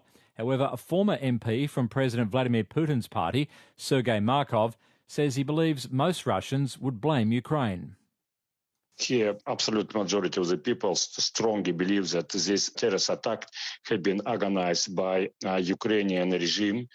And also some rumors and information from American intelligence services that it's Islamic State, but it's very difficult to believe in this version. Ukraine has denied any involvement. Meantime, President Putin has yet to make any public statement about the attack, which was the deadliest in Russia for nearly 2 decades. State media said only that he wished the injured a speedy recovery. Earlier this month, when the US Embassy in Moscow warned that militants linked to Islamic State were planning an attack, Putin dismissed the alert as an attempt to destabilise Russia. Residents in the Waroona Shire south of Perth are facing an emergency warning for a fast-moving bushfire. The blaze is burning in an area west of Nanga town site and moving quickly in a westerly direction. There's a threat to lives and homes, and people are advised to leave immediately if it is safe to do so. An evacuation centre has been set up at the Murray Aquatic and Recreation Centre. The Bureau of Meteorology has so far been limited in the data it's been able to provide for flood-affected parts of the Northern Territory, but reports on conditions are now beginning to emerge. Kyle Dowling explains. The Bureau, in a statement, has conceded that their data has been impacted. So we understand that they've actually been doing manual readings upstream to gauge a bit of an idea of what sort of levels we are seeing in the community and in the surrounding areas. As those river levels start to slowly drop, we can gradually start to see a bit of the damage that's potentially been inflicted. We've been told that communities around the river, particularly King Ash Bay, have been inundated with water potentially up to chest height, so quite significant river levels there. To sport, and Western Australia is in control after day 3 of the Sheffield Shield cricket final against Tasmania at the Wacker Ground in Perth. The hosts went to stumps at 3 for 221 in their second innings, a lead of 382. Earlier, the Tigers were bowled out for 186, 161 runs behind WA's first innings tally of 347. And Red Bull's Max Verstappen has secured pole position for tomorrow's Australian Formula One Grand Prix in Melbourne for the second straight year. The Dutchman set a blistering pace in qualifying this afternoon, finishing ahead of Ferrari's Carlos Sainz and Red Bull teammate Sergio Perez. ABC News. Tasmania Votes 2024.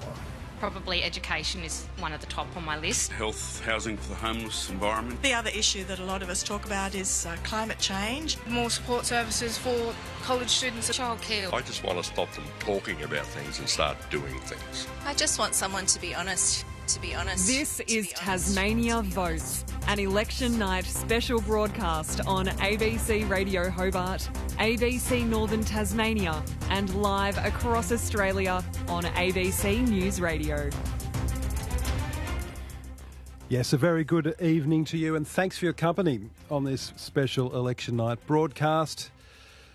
The voices you heard there, just a handful of the hundreds of Tasmanians that we've spoken to here on ABC Radio over the last 5 weeks. As the campaign unfolds, we've been canvassing the issues, getting out to all 5 Tasmanian electorates, talking to the voters. But now the time for making promises, for polling, for punditry, for placards, that's all over. 3 hours ago, the voting booths closed. The count is well underway. We've got results coming in and, we'll bring you them throughout the night. Taking a quick look at the numbers, of course, it is a target of 18 votes in the Tasmanian lower house to win a majority government. ABC News has already called it. We project that the Liberal Party will be the largest party in the next Tasmanian Parliament, but they will fall short of that 18-seat majority. Of course, counting is still underway. There's still 10 seats undecided in this 35-seat lower house. Liberals are on 13 seats, ALP on 10. The Greens have secured 2 seats and still no independents. But David O'Byrne, the former Labor leader, now standing as an independent in Franklin, is shaping up to potentially be the first independent across the line. Look, I'm really enjoying hearing from you. And if you're in our Tasmanian audience in particular, keen to hear how you feel about how the campaign's gone. What have we learned from this campaign? Or are you just glad it's over? More importantly, though, what are you hoping for from here? The dust will settle. We've got a government to form. Politicians are going to have to come together and maybe offer a few olive branches across the ideological divide. And after that, they're going to have to get down to the business of delivering their promises. So what do you want? I want to hear from you. 0438 922 936 is the number. I'll give it to you one more time. 0438 922 936. And look, if you're having an election party, in particular, the night is wearing on, and you want to send us a photo. 0438 922 936. We can get photos. And look, give us a call. if you're in good enough shape. Look, a friend of mine and a colleague, Joel Reinberger, is hosting a party in Hobart. I'm told the food and drinks are fabulous. Not only that, they have a political theme. Good evening, Joel. Good evening, David. How you doing? I'm good. Look, well, tell us about it, Joel. I mean, how's the vibe where you are? Oh, look, we're all very excited to see it going on. We're all actually, frankly, enjoying the chaos that's coming out of this, that it looks like no Feels a lot like that at my end. Yeah, that no one's going to get a clear leadership, and that's interesting. And it means they're going to have to, argue it out in Parliament to get their points across. So that's interesting, and certainly, we're enjoying the chaos here. And but we've it's just three couples here together, all interested in the process, and everyone has brought themed food and drinks along. And Joel, because I know you're quite the master mixologist. Yes. What's on the drinks menu tonight? Okay, so obviously at the end of the night, you need ice cold Vicar Baileys. And for our over interstate listeners, the Vicar Bailey being the Tasmanian Greens member, newly elected member for Clark. Go on. Of course, Rebecca White wine with the dinner. Mm-hmm, We're doing blueberry and gin because you've got to have something in Liberal blue on the table as well. I'm glad it's not blue Voc, Joel. Can I just say? No, that's horrifying, that stuff. Whereas blueberry drink is quite pleasant with a bit of gin in it, and Cosmopolitans is the cocktail of the evening. Well, look, it sounds great. Of course, in moderation, I must stress, Joel. But I know you're always in moderation. And are you going to be around till stumps, Joel? Are you going to be right there through to the sticky end? Look, I don't know. I filled myself up on democracy sausage rolls, and I don't know how much further I'm going to be able to make it along. Do you have some fun election-themed foods as well? Oh, yes. Look, we've done the broken traffic lights, as the Premier liked to call it. So That's on the right. stick, you've got gherkin and cheese and tomato representing the yellow and green and red. That, of course, a reference to the Liberal Party's campaign ads, which described the possibility of minority government, which we're headed towards, as being, what was it, traffic chaos, or all three lights on at the same time? The coalition of chaos, we've got that going as well, which is chips and guac and salsa, which, of course, match the appropriate colours. We've got Woodruff on toast. We've got Rocky's Roads for eating, and we've got an unnamed politician who I won't name to you on horseback. I won't tell you who this particular person who provided these pieces of devils. It might reveal a little bit too much about your political inclinations, and you are too professional for that, Joel Reinberger. I really appreciate your time this evening. Have fun. Thank you. Cheers. Everybody in the room, say hello. All right, I'm fading that down. Thank you, Joel Reinberger, one of my absolute favourites. ABC radio presenter here, afternoons presenter on ABC Radio Hobart and ABC Northern Tasmania. And thanks for your company too. Join the conversation. If you're having a party, Joel's certainly enjoying his evening. 0438 922 936. What are you up to? Are the drinks flowing? Is it good crack? Are you? Are the results going your way? Somebody's texted in saying, Jacqueline's texted in, says, I'm having an election party on my own in Melbourne's West. Sorry to hear that, Jacqueline. My 19-year-old daughter, though, she says, Evelyn is down in Bass helping the incredible Janie Finlay with her successful re-election. Well, Jacqueline, your daughter's clearly helped get Janie Finlay across the line in the northern seat of Bass for her second stint in the lower house.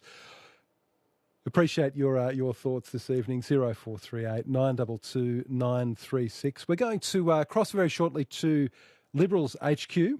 Our reporter Jano Gibson from ABC News is down at Liberal HQ in Hobart. But before we do that, I think we might check in with Ben Rowe. We've been checking with him throughout the night. He's our number cruncher.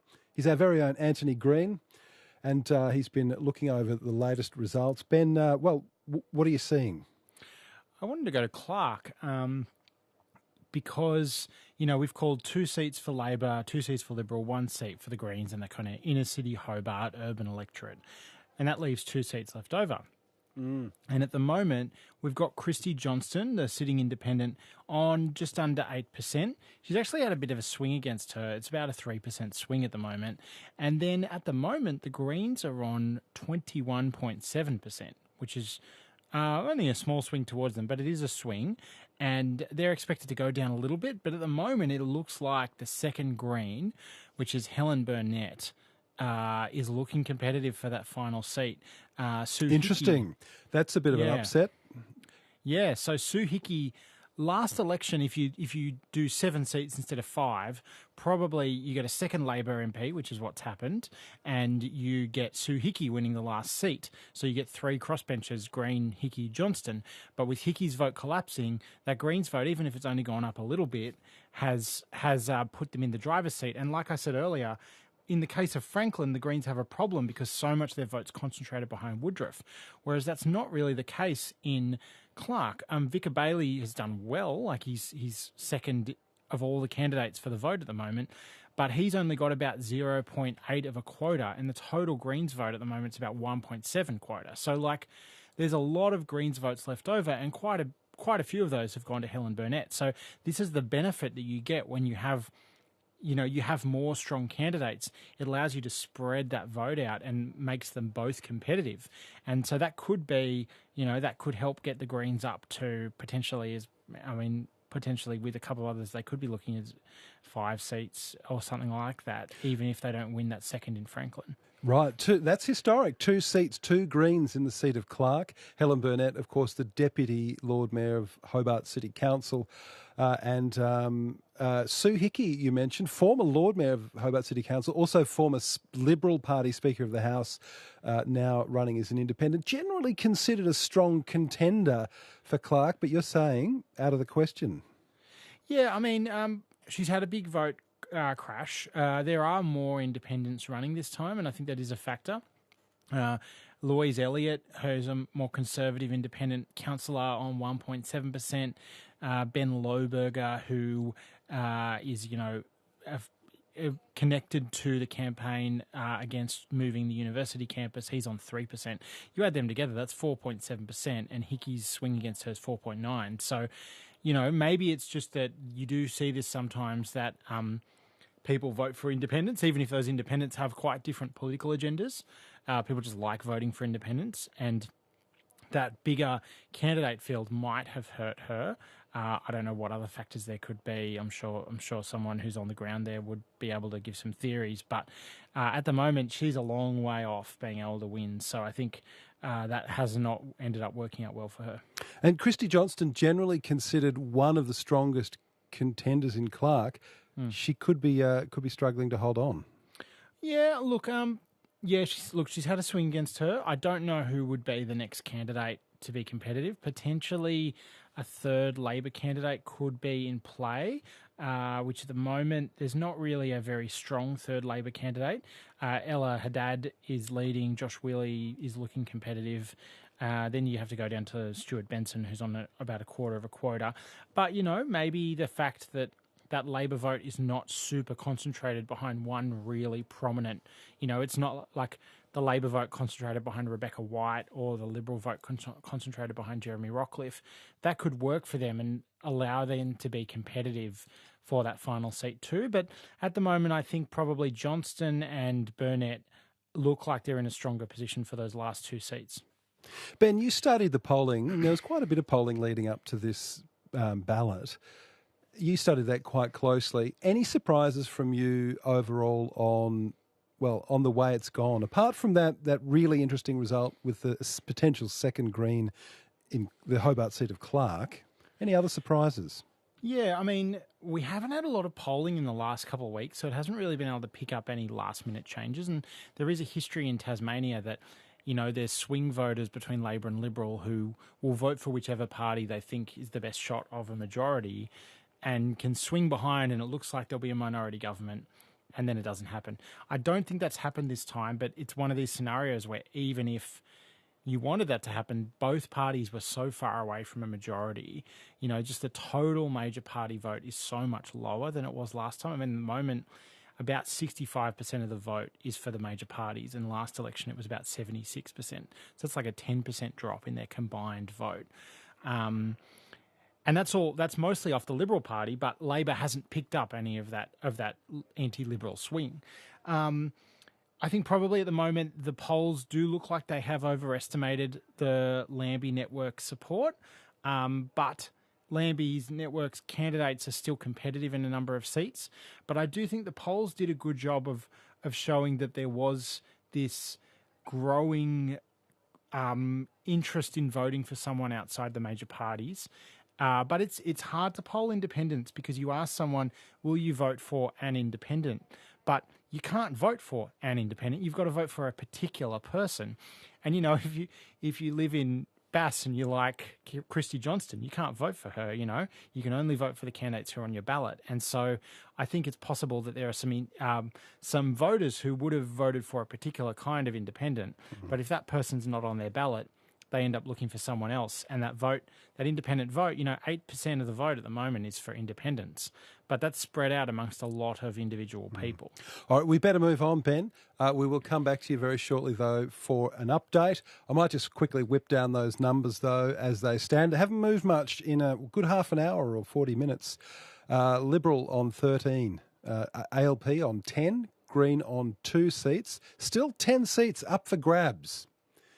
On ABC Radio Hobart, you can join the conversation too, 0438 922 936. Jarno Gibson is an ABC News reporter. He's down at Liberal HQ. Last we heard, reporters had been locked out of the building. Jarno, good evening. Have they let you in yet? Good evening. Look, not quite locked out of the building. We are inside the Grand Chancellor, and both Liberals and Labor have their functions set up here tonight, but they're both off limits to the media. All I can see at this stage is it's kind of like being outside a party without an invite, and you have to get your name checked off at the door before you can go in. So there are some blue and white balloons sitting just hanging around near the table here, and you see the odd MP or candidate walking in. At this stage, we haven't seen any sign of the Premier, but we are expecting him to arrive in the next half hour or hour, and we'll wait and see what he has to say. Have you been able to... I should just correct myself there. The Liberal leader, because at this stage, of course, we're waiting to find out who will form government. Have you been able to make contact with Liberals at the gathering? And if so, well, how are they feeling? 13 seats, we've called it. They're not going to be able to reach a majority, so some negotiation will have to happen. Are you getting any word back?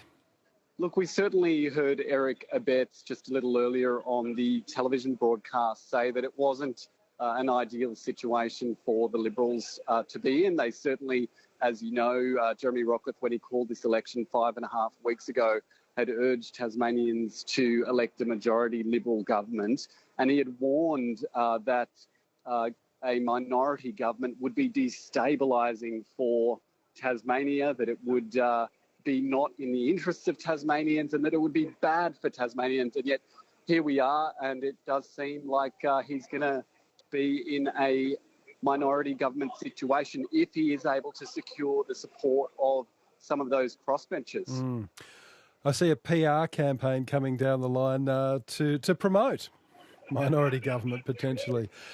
Jarno, are you expecting, where do things go to from here? Are we expecting speeches a bit later in the night as well? Look, that is what usually happens. So I think what we'll have is Rebecca White arriving here shortly. We haven't seen her yet either. And then the Premier will arrive, and then presumably they will both deliver some speeches. But what we've seen certainly with the votes so far is that there's been a huge level of support for some of those independent and minor parties. We've seen the Greens, they seem to have secured potentially 4 seats, if not more. And we've also heard from the Jackie Lambie Network's leader, Jackie Lambie herself, and she says if they are in a position of having the balance of power, she says there'll be a lot of grovelling that will be needed to be done from the Liberals if they're going to get the JLN's support. Well, Jana Gibson, ABC News, we've got Jackie Lambie on the line, so we'll put that to her right now. Thanks, Jana. We'll check back in with you. Okay, bye-bye.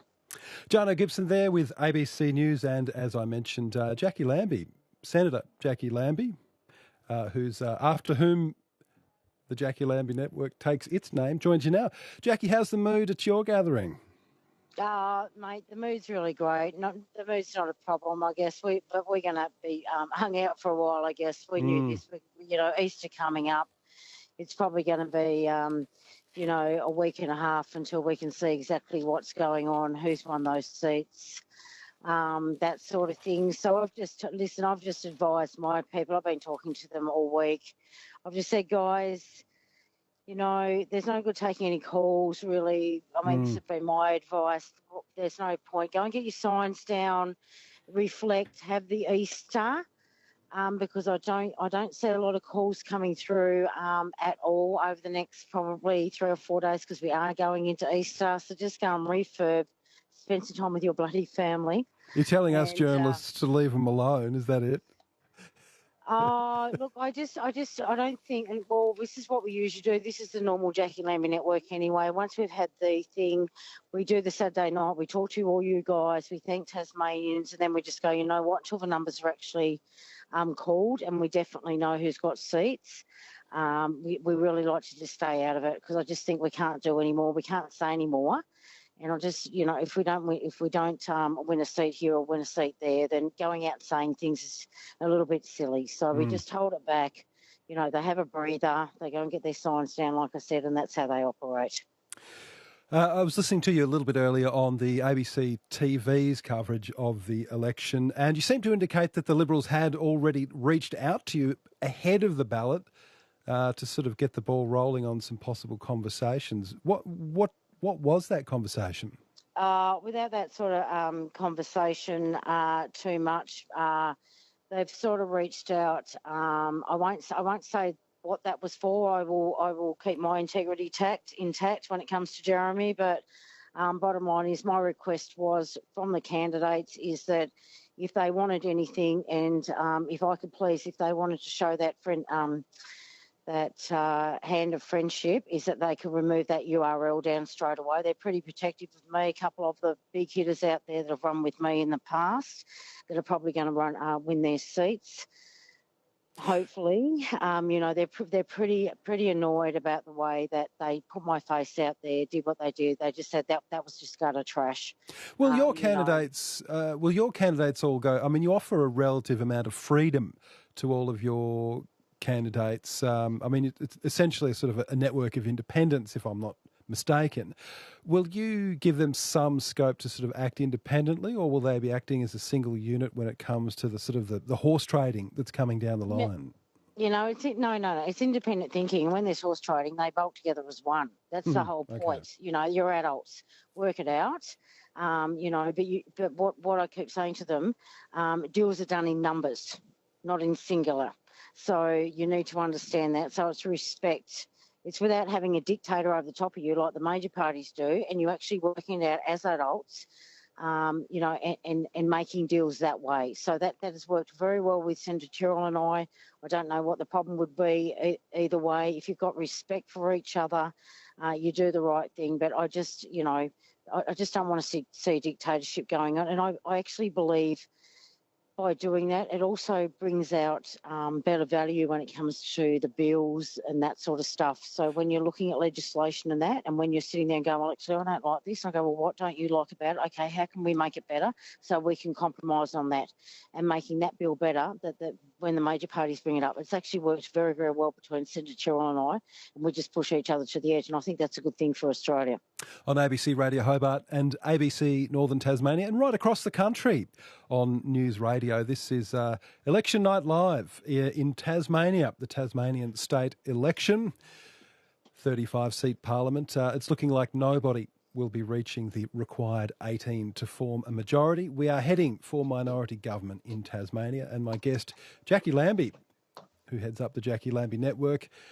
Give us a call, 1300 222 936 if you'd like to be part of it, or text 0438 922 936. Jackie, I'm interested to know, are your team sort of more notionally Labor or Liberal? I mean, if you were to sort of flip a coin. My team is nothing, mate. My team is nothing like that. They just sit in the centre. You know, my people look for who's got integrity, what does this look like? You know, my team have even been sitting here in the last week going, gee, if they can make a minority, should we just, if we get a couple of us up or three or four, can we sit at the sidelines? Can we sit at the back here and let them do that while we're learning the job and keep building for the next election? What does it look like with the people that are in there? So they're starting to get some political nous about them, because I can say, well, you have these choices here too.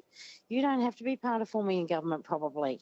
You actually probably don't need to be part of that. You can probably just sit back here and you can learn your job, you know, learn how those moves go in the chamber there, get out there and be around your people and really grow really, really quickly without having that extra worry on your shoulders. So that's probably another choice that you have. So mine is for me to throw, these are the choices that you have, and this is just another one that you might be able to have. So in the end, I can only put those choices out there. They have to decide what they want. All right, Jackie Lambie, appreciate your time this afternoon or this evening. You're very welcome, mate. Thanks so much for having me on. Senator Jackie Lambie there of the Jackie Lambie Network. And you're on ABC Radio Hobart, ABC Northern Tasmania, and across the country on News Radio. We've been crossing throughout the program down to Tasmania has something very special that no other state has as part of our sort of election tradition. Once upon a time, the tally room was a feature of every single election in Australia, and we're talking about the days before the internet. Tasmania still has a good old-fashioned tally room where everybody gathers, where the results are put out on a big screen, and where at the end of the night, the winning candidates sweep in a great sort of triumphant victory parade, and there are speeches and lots of hooting and hollering. Let's check in with Georgie Burgess, who's down on the tally room floor. Georgie, is the mood sort of get a little bit of anticipation growing? Hi, David. Yes, I'm sitting here with Christy Johnston, the independent candidate for Clark, and just as we've been sitting here waiting to chat to you, a lot of cameras have appeared and there's been a light test up on the podium. So I dare say there's going to be some speeches pretty soon. There's been no sign of the Liberals yet. There's been a few red T-shirts in here, but I haven't seen any Labor candidates, but I reckon it's all about to kick off. Great. So you've got Christy Johnston with you, who's appears to be down in the polling. Christy Johnston, how are you feeling at this point in the evening? Dave, look, it's still early in the evening and we know that we've got quite a few boos to come from the northern suburbs, which is where I've traditionally done quite well, being the former mayor of Glenorchy. My scrutineers out there tell me that I have polled quite strongly out there. So I think what I've done is managed to maintain my vote from last time, and I think I need to probably check with Kevin Bonham and Anthony Green, but I think that might be to have an independent re-elected first for the Tasmanian Parliament. There's certainly been independents re-elected, but they've come back as a party member, I understand. So it might be a first if I can achieve this tonight. And Christy, it's always been hard for independents in Hare Clark, hasn't it? Because you don't have a colleague to drag you over the line, and we might not know for weeks how the rest of the independents running are going to go. That's right. It is hard. As an independent, you're a one-man team, and that's what I have been. But it's a great chance to be out there talking to the community and to keeping that grassroots campaign. But we know that they won't be counting second preferences until probably Easter Tuesday, so it could be a very long week and a half ahead of us. I'm sure you've had a huge campaign. What were the main issues that people were telling you on the doors? So look, mainly health and housing. They've shone through time and time again in terms of the biggest issues, and they've been consistent right throughout the last 3 years in Parliament. But also it's important to note that people are being really disillusioned and disenfranchised with the major parties. So they're looking for alternatives, and I think we're seeing that tonight in the outcome, and that we're looking at a very likely minority government, that people are frustrated that the two major parties aren't speaking to the issues that matter to them. They're talking about themselves. And the Greens look to be doing really well. What does that tell you about what voters wanted out of their candidates? Look, I think there's a couple of factors. Certainly the Greens have run a very positive campaign. I think, contrast that with where the Labor and the Liberal parties have really just gone at each other for the last 6 weeks. The Greens have come out positively. They've put ideas out there and policies out there, and I think people have responded to that in terms of, we want someone talking about solutions rather than talking about the other party in themselves. Also, it highlights the importance, I suppose, of the environmental issues, and particularly around issues around native forest logging, toxic salmon farming and all those kind of things. There were certainly things that people talk to me a lot about as well. How much did the stadium pop up when you were door knocking, especially in the northern suburbs, for instance? Look, it popped up quite frequently in terms of people's response to health and housing crisis. They were appalled that we are potentially spending $1 billion on a stadium when they are coming to me and telling me that they've been sitting on an elective surgery waiting list for 5 years, or they've been on the public housing waiting list for 8 years. People are very concerned about it. Everyone I speak to wants an AFL team, but very few people that have come to me have actually said they want a stadium. It's about priorities. Obviously, the issue of deals has come up a lot throughout this campaign. I know David's spoken to Jackie Lambie, he's spoken to Greens leader Rosalie Woodruff. What is your position on doing a deal? So my vote is not up for sale. The issues that we need to deal with in this new parliament, housing, health, are incredibly important issues, and they don't deserve to be traded off against each other. What I want to see, though, in the new parliament is a parliament that's more collaborative and that governs with integrity, and a parliament with integrity. So I want to see significant improvements in the behaviour in parliament, for a start, where the government and the opposition, the crossbench, work together to get the best solution for the parliament. Certainly no party has a monopoly on good ideas, and I think it's really important that that's recognised in this new parliament, that there have been some good policy ideas coming from all parties, and we need to work to deal with these really tricky and complex issues that Tasmanians are facing on a day-to-day basis. Christy Johnston, thanks for your time. Thanks, Georgie. So there you go, David. That was independent candidate for Clark, Christy Johnston, having a chat to me there about how her campaign's gone. And, it's going to be an interesting couple of weeks. Thanks, Georgie, and thanks to you also, Christy. We will come back to the tally room floor very shortly. It sounds like things are building up there, sense of anticipation. It's usually about this time of the night that, we start to hear some of the speeches. There won't be any great victory speeches tonight yet, I don't think. At least it doesn't look that way, given the result. Look, I'm just noticing that the Liberal vote has come down from 13 to 12. That's interesting. I'm going to cross now to Ben Rowie, who's our independent election analyst. He's been with us throughout the night. He'll be with us till stumps. Ben, you've been looking at some results in Braddon. What have you seen? Yeah, so Braddon, it's clearly the best electorate for the Lambie network. They're on about 11% of the vote, although we have a bit less information about them than we do about the major parties. One of the things that's interesting is the three candidates are all on a similar vote. There's a lot of people who are voting for Lambie there who aren't voting for an individual candidate. They're just going 1, 2, 3. And because of Robson rotation, that spreads those votes out. So their leading candidate, Miriam Beswick's, on 4.1%, even though the full total ticket vote is 11.1%. Now, if she gets all of that 11.1%, if all the voters for the other two are 1, 2, 3 Lambie network voters, she'll be fine. But it does raise a bit of a question mark, makes it a little bit harder to tell. And to be honest, is probably a little bit of a bigger problem for the Lambie network in the other two electorates as well. They are looking pretty likely that they'll win a seat in Braddon. So Ben, so how many seats? Just to recap, are we at this stage? What's the best possible scenario for the Lambie network? I think the best scenario is 3. It's Bass, Braddon, Lions. I think Braddon is looking very favourable for them. Bass and Lions are looking strong, but not certain. I don't think that they're competitive in Franklin. They didn't run in Clark. So they're looking at up to 3 at the moment, which would be an impressive result. I think it's worth getting the context here that, there's been a handful of independents elected in Tasmanian political history. There hasn't really been any other parties that have been competitive apart from Labor, Liberal and the Greens. And we're likely looking at a parliament with 4 parties that have a substantial number of seats, and that really changes the dynamic. The last 3 hung parliaments were all situations where the only members of the crossbench were Greens members, And, at the moment, we could be looking at a crossbench where the Greens, even though the Greens have done really well, they only make up like half the crossbench. Look, it's really interesting. I'm just looking also at the TV coverage, which had the Liberals on 13 previously. That's been knocked back to 12 because I haven't been able to keep an ear across that. Are you able to give some insights into what might be behind that? Yeah, I noticed that a few minutes ago. It's happened in Bass. The ABC had called 3 for the Liberals in Bass. Look, they're still likely to get 3 in Bass, but the third one's not looking quite so certain. I think part of the story here is we are projecting their vote to go up, but they've had a massive swing against them. Peter Gutwin was their lead candidate last time. And, I mean, often Liberal and Labor don't have lead candidates, but he was very clearly the lead candidate, got a huge vote. And so they've had this big swing against them.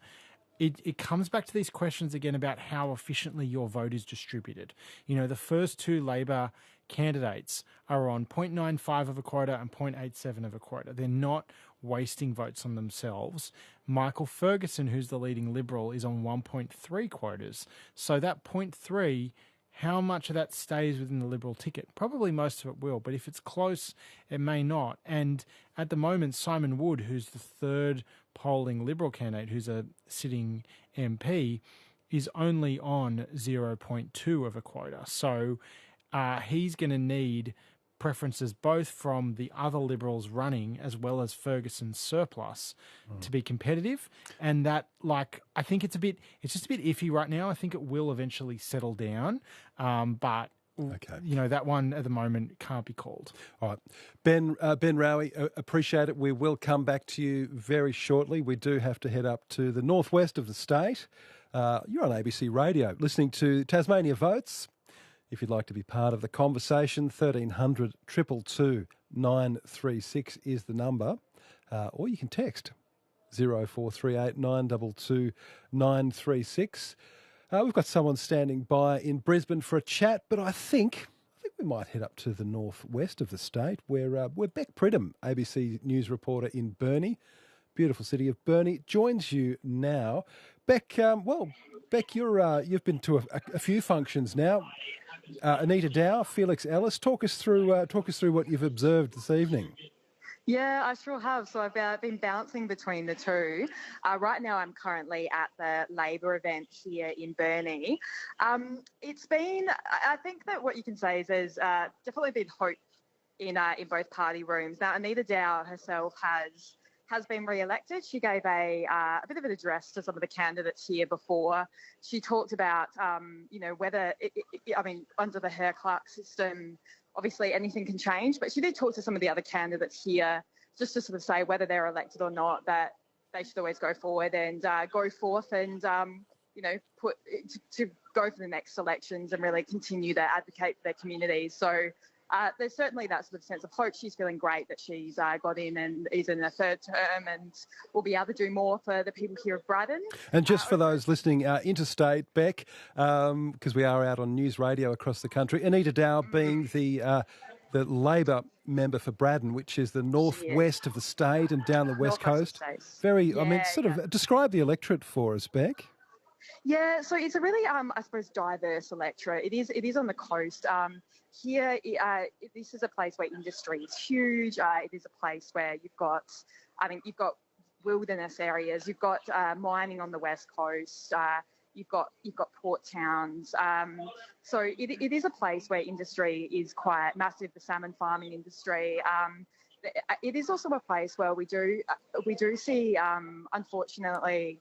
It is a very regional place. It is a place where we have a lot of difficulties in the health and education system. A lot of those issues that I felt throughout Tasmania are particularly acute here. So, I think that's a fair way to sort of surmise the demographic here. You've also been to sitting Liberal member Felix Ellis. He's had an event. Felix, of course, elected on, I think he was elected on countback. No, he was elected in his own right, I think, at the last election, wasn't he? How's he feeling about the count so far? Actually, at the last one, I believe he got in after Adam Brooks pulled out that same day. But he's actually quite tentative. I did put it to him before. I said, how are you feeling? It's been called. You've been re-elected, and he's actually gone, oh no, the haircut's a bit of a funny old beast. So he's tentatively going like, yeah, I might be in, but he's not really fully. I suppose, accepted that. But I suppose speaking more broadly, like in this electorate, which is where the Liberal Party has its biggest stronghold really in the state, he is, I think he's definitely feeling that sense of, I suppose, pride with the Liberal Party performing quite well. I mean, at the moment they might win 4 seats. That's looking like a real possibility, 4 out of 7. So I think he's really sort of standing behind how they've campaigned and feeling quite hopeful about that. So definitely he's not celebrating in front of the media, but he's I think definitely feeling that they've pulled a strong campaign despite it really looking like it's going to be a minority Liberal government. Well, Beck Pridham, we might try to check back in with you before the end of the night, and we also have to keep an eye across the speeches. There could be a speech at any moment. So, Beck, appreciate it. No worries, thank you. ABC News reporter in Burnie there, Beck Pridham. You can join the conversation with us. 0438 922 936 is the number, or give us a call 1300 222 936. And look, just quickly, let's have a look at that seat of Braddon where Beck was. So, yes, Jeremy Rockcliffe across the line, Liberal leader. Just behind him, Felix Ellis. Also, Anita Dow, the Labor health spokesperson. Potentially behind her, but not yet across the line, Shane Broad, Labor's Treasury spokesperson. Nothing else called yet. Hey, let's head up to Brisbane. We're tickled pink at the idea that we are right around the country today, this evening. And that, well, the rest of the country can enjoy the soap opera that is Tasmanian politics. It's been a colourful campaign. From chocolate fountains to, it's been some interesting policies rolled out at this election. Let's just say that. Sarah's up in Brisbane, though. She's been listening in, having her own little Tasmanian election party right at the other end of the country. How's your mood this evening, Sarah? Well, it's not very party-like here because I'm doing the washing up. But you can make that a party. Well, that's what I've been doing, listening to Tasmania, and I loved Joel's description of his party drinks and food. So that's my party thing for tonight. Well, that's wonderful. And we're the only state that treats an election as a party. Quite literally, we have a party every time there's an election. We call it the tally room. And this used to happen all around the country. We've got a tally room and everyone you can just rock up there. Anyone can go along. You can meet all the candidates. You can, listen to all the speeches. It's sort of, I feel like, you've just had your city council elections there, haven't you? Did you get a real party vibe out of that, Sarah? I actually wasn't able to vote because our section wasn't up for election at that time. Okay. So that was strange, but you're a bit out of Brisbane, aren't you? Yes, but it's been fun listening to your party feeling. I appreciate it. It's a big time and all that work that everyone's done. So it's a bit like Don's Party. Have you seen the David Williamson's plays, Don's Party? It's about a group of it's about an election night party that completely goes off the rails. There's alcohol, a lot of alcohol, and a little bit of adultery. It's not going to get like that here, but look, it could get unpredictable. Sarah, I really appreciate your call this evening. Good, it's been great listening. On ABC Radio. That was Sarah up in Brisbane listening in. I love the idea that there's people listening right around the country to what little old Tasmania is doing. We do have a fascinating political system. It's called Hare Clark. How does it work? I think we're going to have to bring Ben Rowie in here. He is our independent electoral analyst to describe just why it's like a Pinot Noir. It's boutique. Ben, how does Hare Clark actually work? Well, there's a couple of things that are important to understand. The first thing is it's proportional. So it's designed to produce maybe not exactly the right share, but generally you get a certain share of the vote, you get a certain share of the seats. And obviously there's small parties that don't win anything. So that means there's a bit of leftover there. But generally between the parties that win seats, it's kind of roughly fair.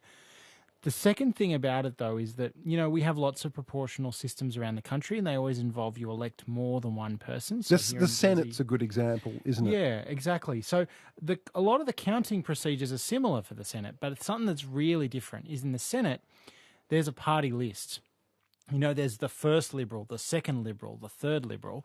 And in addition to that, you can just vote one above the line. Like you can vote above the line, which counts as a bit of a shortcut that you vote for all the candidates in the order. Now, in Tassie, the system has been designed, and then the ACT has copied that system to make it basically impossible for a party to have a preferred list. So the main way they do that, apart from not having above the line voting, is that the candidate ballot papers are rotated. So your ballot paper will be different to someone else's ballot paper. They will have the candidates in a different order.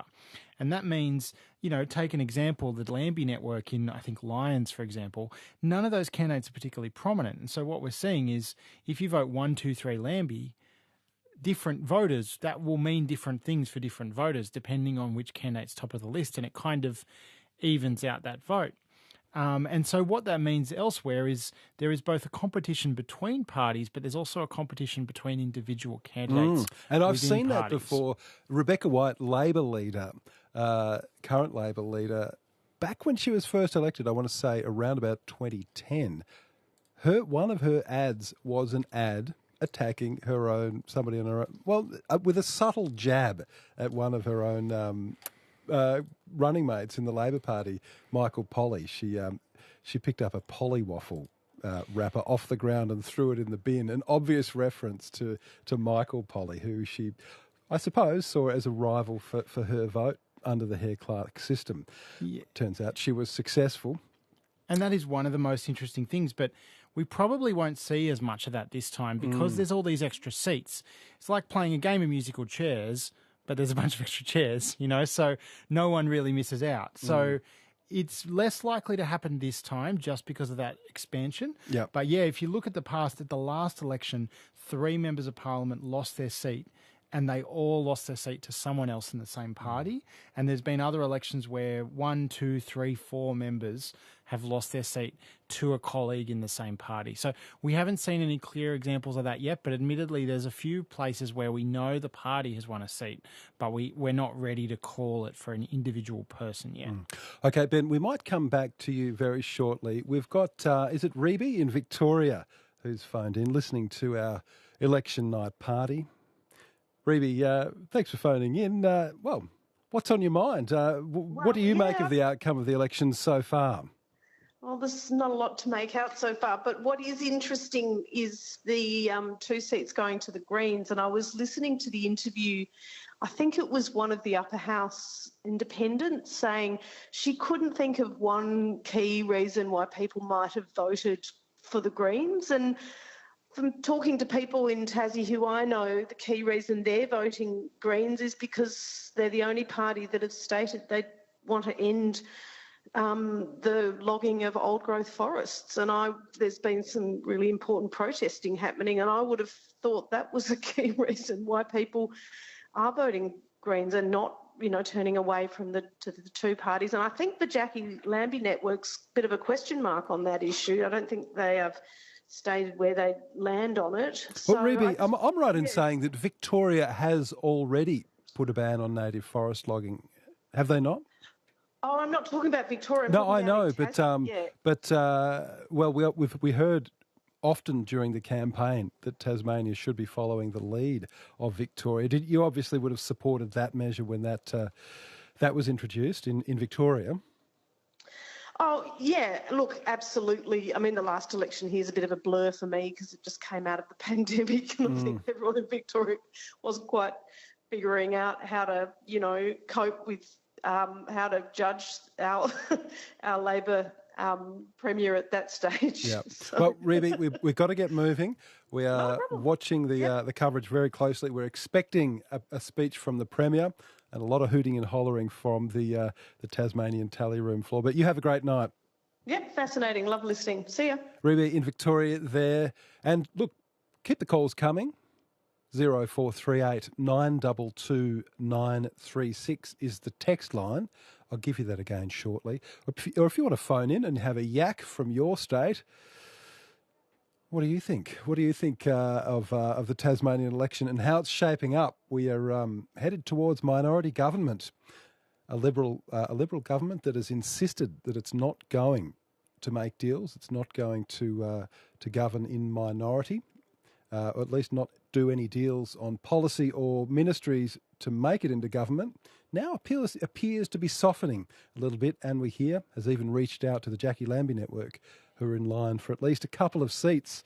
So will we see Jackie Lambie Network members supporting a Liberal government here in Tasmania? Let's go through the count quickly. Let's bring Ben Rowie back in and ask him, what's the latest, Ben? How's the count looking? Where are we up to? Are we more than halfway? Yeah, we've got about 60% of the vote counted. We get this element now where, because so many more people vote at pre-poll, there's often this lull in the night where all the election day votes have been counted, but the pre-poll votes, there's less of them and they're bigger. And so we are kind of waiting now for those I'm looking at Bass here, and we're waiting for the Georgetown, Launceston pre-poll, Scottsdale pre-poll, those kinds of things are coming in, whereas most of the election day vote is in. So we have this bit of a lull now, but yeah, about 60% of the votes counted. If we look at the swings, there's an 11.6% swing against the Liberal Party. So they polled in the high 40s in 2021, and at the moment they're on 37. Labor has only picked up a small increase in their vote. Greens have picked up, they're on about 1.3% up at the moment. So it's a decent swing towards And you're still them. saying a possible second member in the Hobart seat of Clark, which would be a real upset. Yeah, and we think Greens wins are likely in Bass, and at the moment we're saying that it also looks likely they'll win a second in Ben, I'm Clark. sorry to cut you short, Ben. I better leave it there. We've got a bit to get through, and I'm just looking. We're rapidly heading towards the news at 10 o'clock. Ben, we'll come back to you after the 10 o'clock news. Enjoying your calls and your thoughts from right around the country, your observations about the Tasmanian electoral system. Alex is in Mullumbimby. He's phoned in. Wanted to share his thoughts, her thoughts. Alex, good evening. Good evening, David. Thank you for your broadcast. Enjoying it very much. Alex, are you a keen election watcher? Yes, I am, yes. What do you make of how they run elections down here? Well, it's fascinating. My comment is that I wish the rest of the country would adopt the same system, because it makes it so much more interesting. You're describing the Hare-Clark system of proportional representation, where you've got, in this case, we've got 5 seats, 5 electorates, and within each electorate we have 7 seats, so a 35-seat parliament. So offering up, much more opportunity for minor parties and candidates who wouldn't make it into the parliament in a first-past-the-post system, giving them more of an opportunity. And arguably, they say, Alex, would you agree, more representative? Absolutely, I would agree, yes.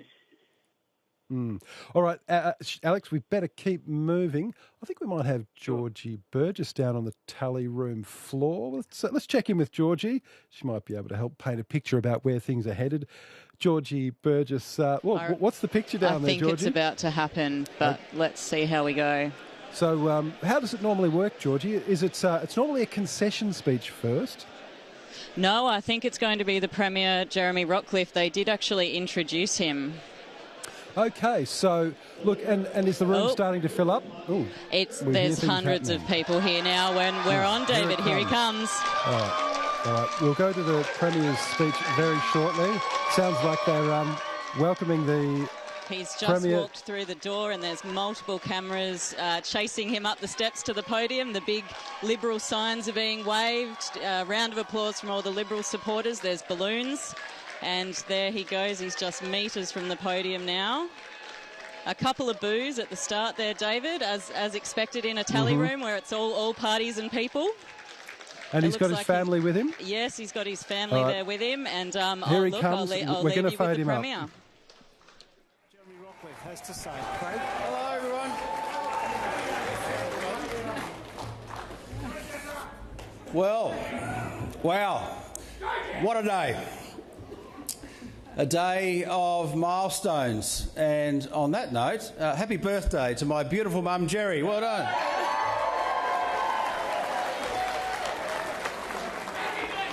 And today also looks like a fourth consecutive win for the Liberal Party.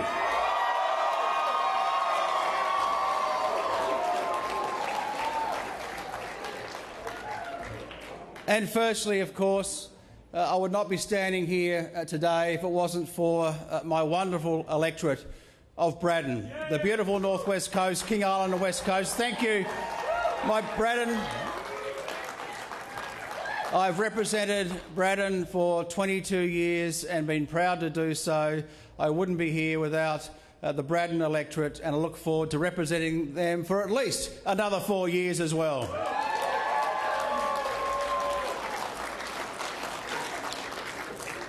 And can I thank my family, my beautiful family, Sandy, Ruby, Lucy and Holly behind me here today. Thank you for your love and support, everyone.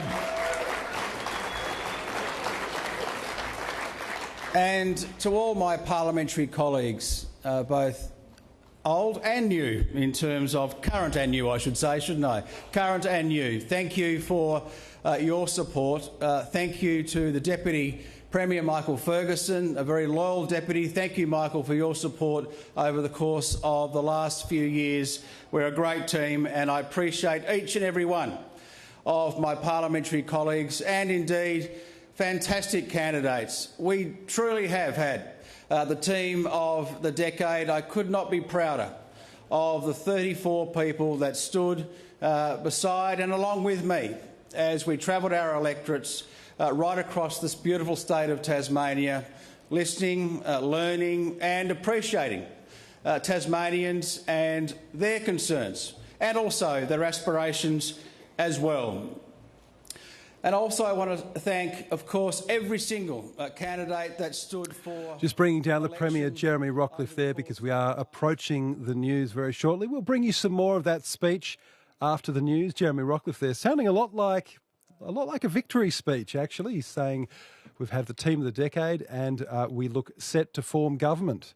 We'll bring you more of that speech after the news. With the ABC Listen app, you can take ABC Radio anywhere.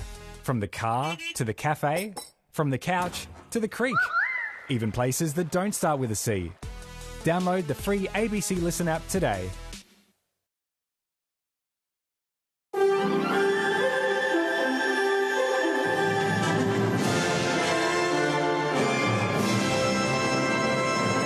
Hello, this is ABC News with David Rowlands.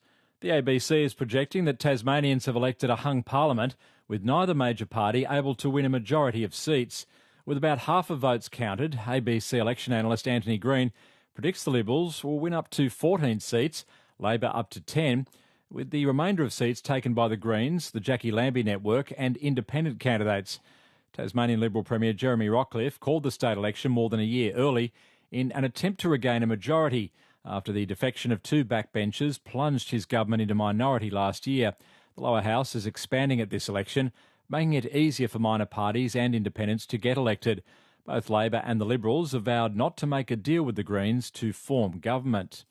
And former Liberal Senator Erica Betts, who has won a seat in the Tasmanian Parliament for Franklin, says the likelihood of an expanded crossbench is not an ideal outcome for the Liberals. We can be agreed from the Liberal Party point of view that it is not the most desirable outcome for us, but life is what it is, reality is what it is, and if the people of Tasmania have voted in a particular way, then it is incumbent upon those within the Parliament to try to make it work. The death toll from a mass shooting at a crowded concert hall on the outskirts of Moscow has risen to 115. 11 people have now been arrested in connection with the attack, which has been claimed by the Islamic State group, as the BBC's Steve Rosenberg reports. It was March the 7th that the US Embassy said it had information that extremists, as it said, were about to attack large gatherings in Moscow. It mentioned specifically concerts. The Kremlin reacted the following way. President Putin said this was an attempt to blackmail Russia. These claims by America were an attempt to scare, destabilise Russian society. So all of this raises a very interesting question. First of all, did the United States pass on all this intelligence to Russia about a possible Islamist attack? And what did Russia do? How did Russia act on that information? The International Organisation for Migration says a mass grave containing the bodies of at least 65 migrants has been found in Libya. Larry Buttrose has the details. The organisation says their nationalities and the circumstances of their deaths in southwest Libya are still unknown, but it's believed they died being smuggled through the desert towards the Mediterranean. The organisation, part of the United Nations, says it's profoundly shocked by the discovery.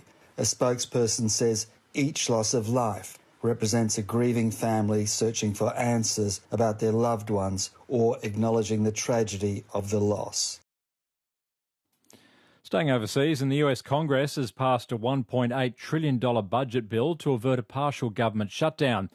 Passage of the bill means that key federal agencies, including the Departments of Homeland Security, Justice, State and Treasury, will remain funded through to this October. The bill does not include funding for military aid to Ukraine, Taiwan or Israel, which are included in different legislation. In Western Australia, an emergency warning has been issued for a bushfire in the Waroona Shire, south of Perth. The fire is burning in an area west of Nanga Townside and moving fast in a westerly direction. People are advised to leave immediately in a westerly direction if it is safe to do so. An evacuation centre has been opened at the Murray Aquatic and Recreation Centre. To sport, and Red Bull's Max Verstappen has set a blistering record lap at Albert Park to secure pole position for tomorrow's Australian Formula One Grand Prix in Melbourne. Mike Lorigan has the story. The Dutchman has been chasing Ferrari all weekend and saved his best for the final round of qualifying, setting a new record lap at Albert Park and securing his third straight pole position in 2024. He finished ahead of Ferrari's Carlos Sainz and fellow Red Bull teammate Sergio Perez. Australian McLaren driver Oscar Piastri will start from 6th in tomorrow's race, while RB's Daniel Ricciardo will have his work cut out for him, starting all the way back at 18th on the grid. The West Tigers have won their first game of the season with a stunning 32-6 upset victory over the Cronulla Sutherland Sharks at Leichhardt Oval, giving former champion player Benji Marshall his maiden victory as an NRL coach. Elsewhere, North Queensland beat St George Illawarra 46-24 and Canterbury thrashed Gold Coast 32-0. And just recapping our top story, that the ABC is projecting that Tasmanians have elected a hung parliament, with neither major party able to win a majority of seats. Tasmania Votes 2024. Probably education is one of the top on my list. Health, housing for the homeless, environment. The other issue that a lot of us talk about is climate change. More support services for college students, childcare. I just want to stop them talking about things and start doing things. I just want someone to be honest. This is Tasmania Votes, an election night special broadcast on ABC Radio Hobart, ABC Northern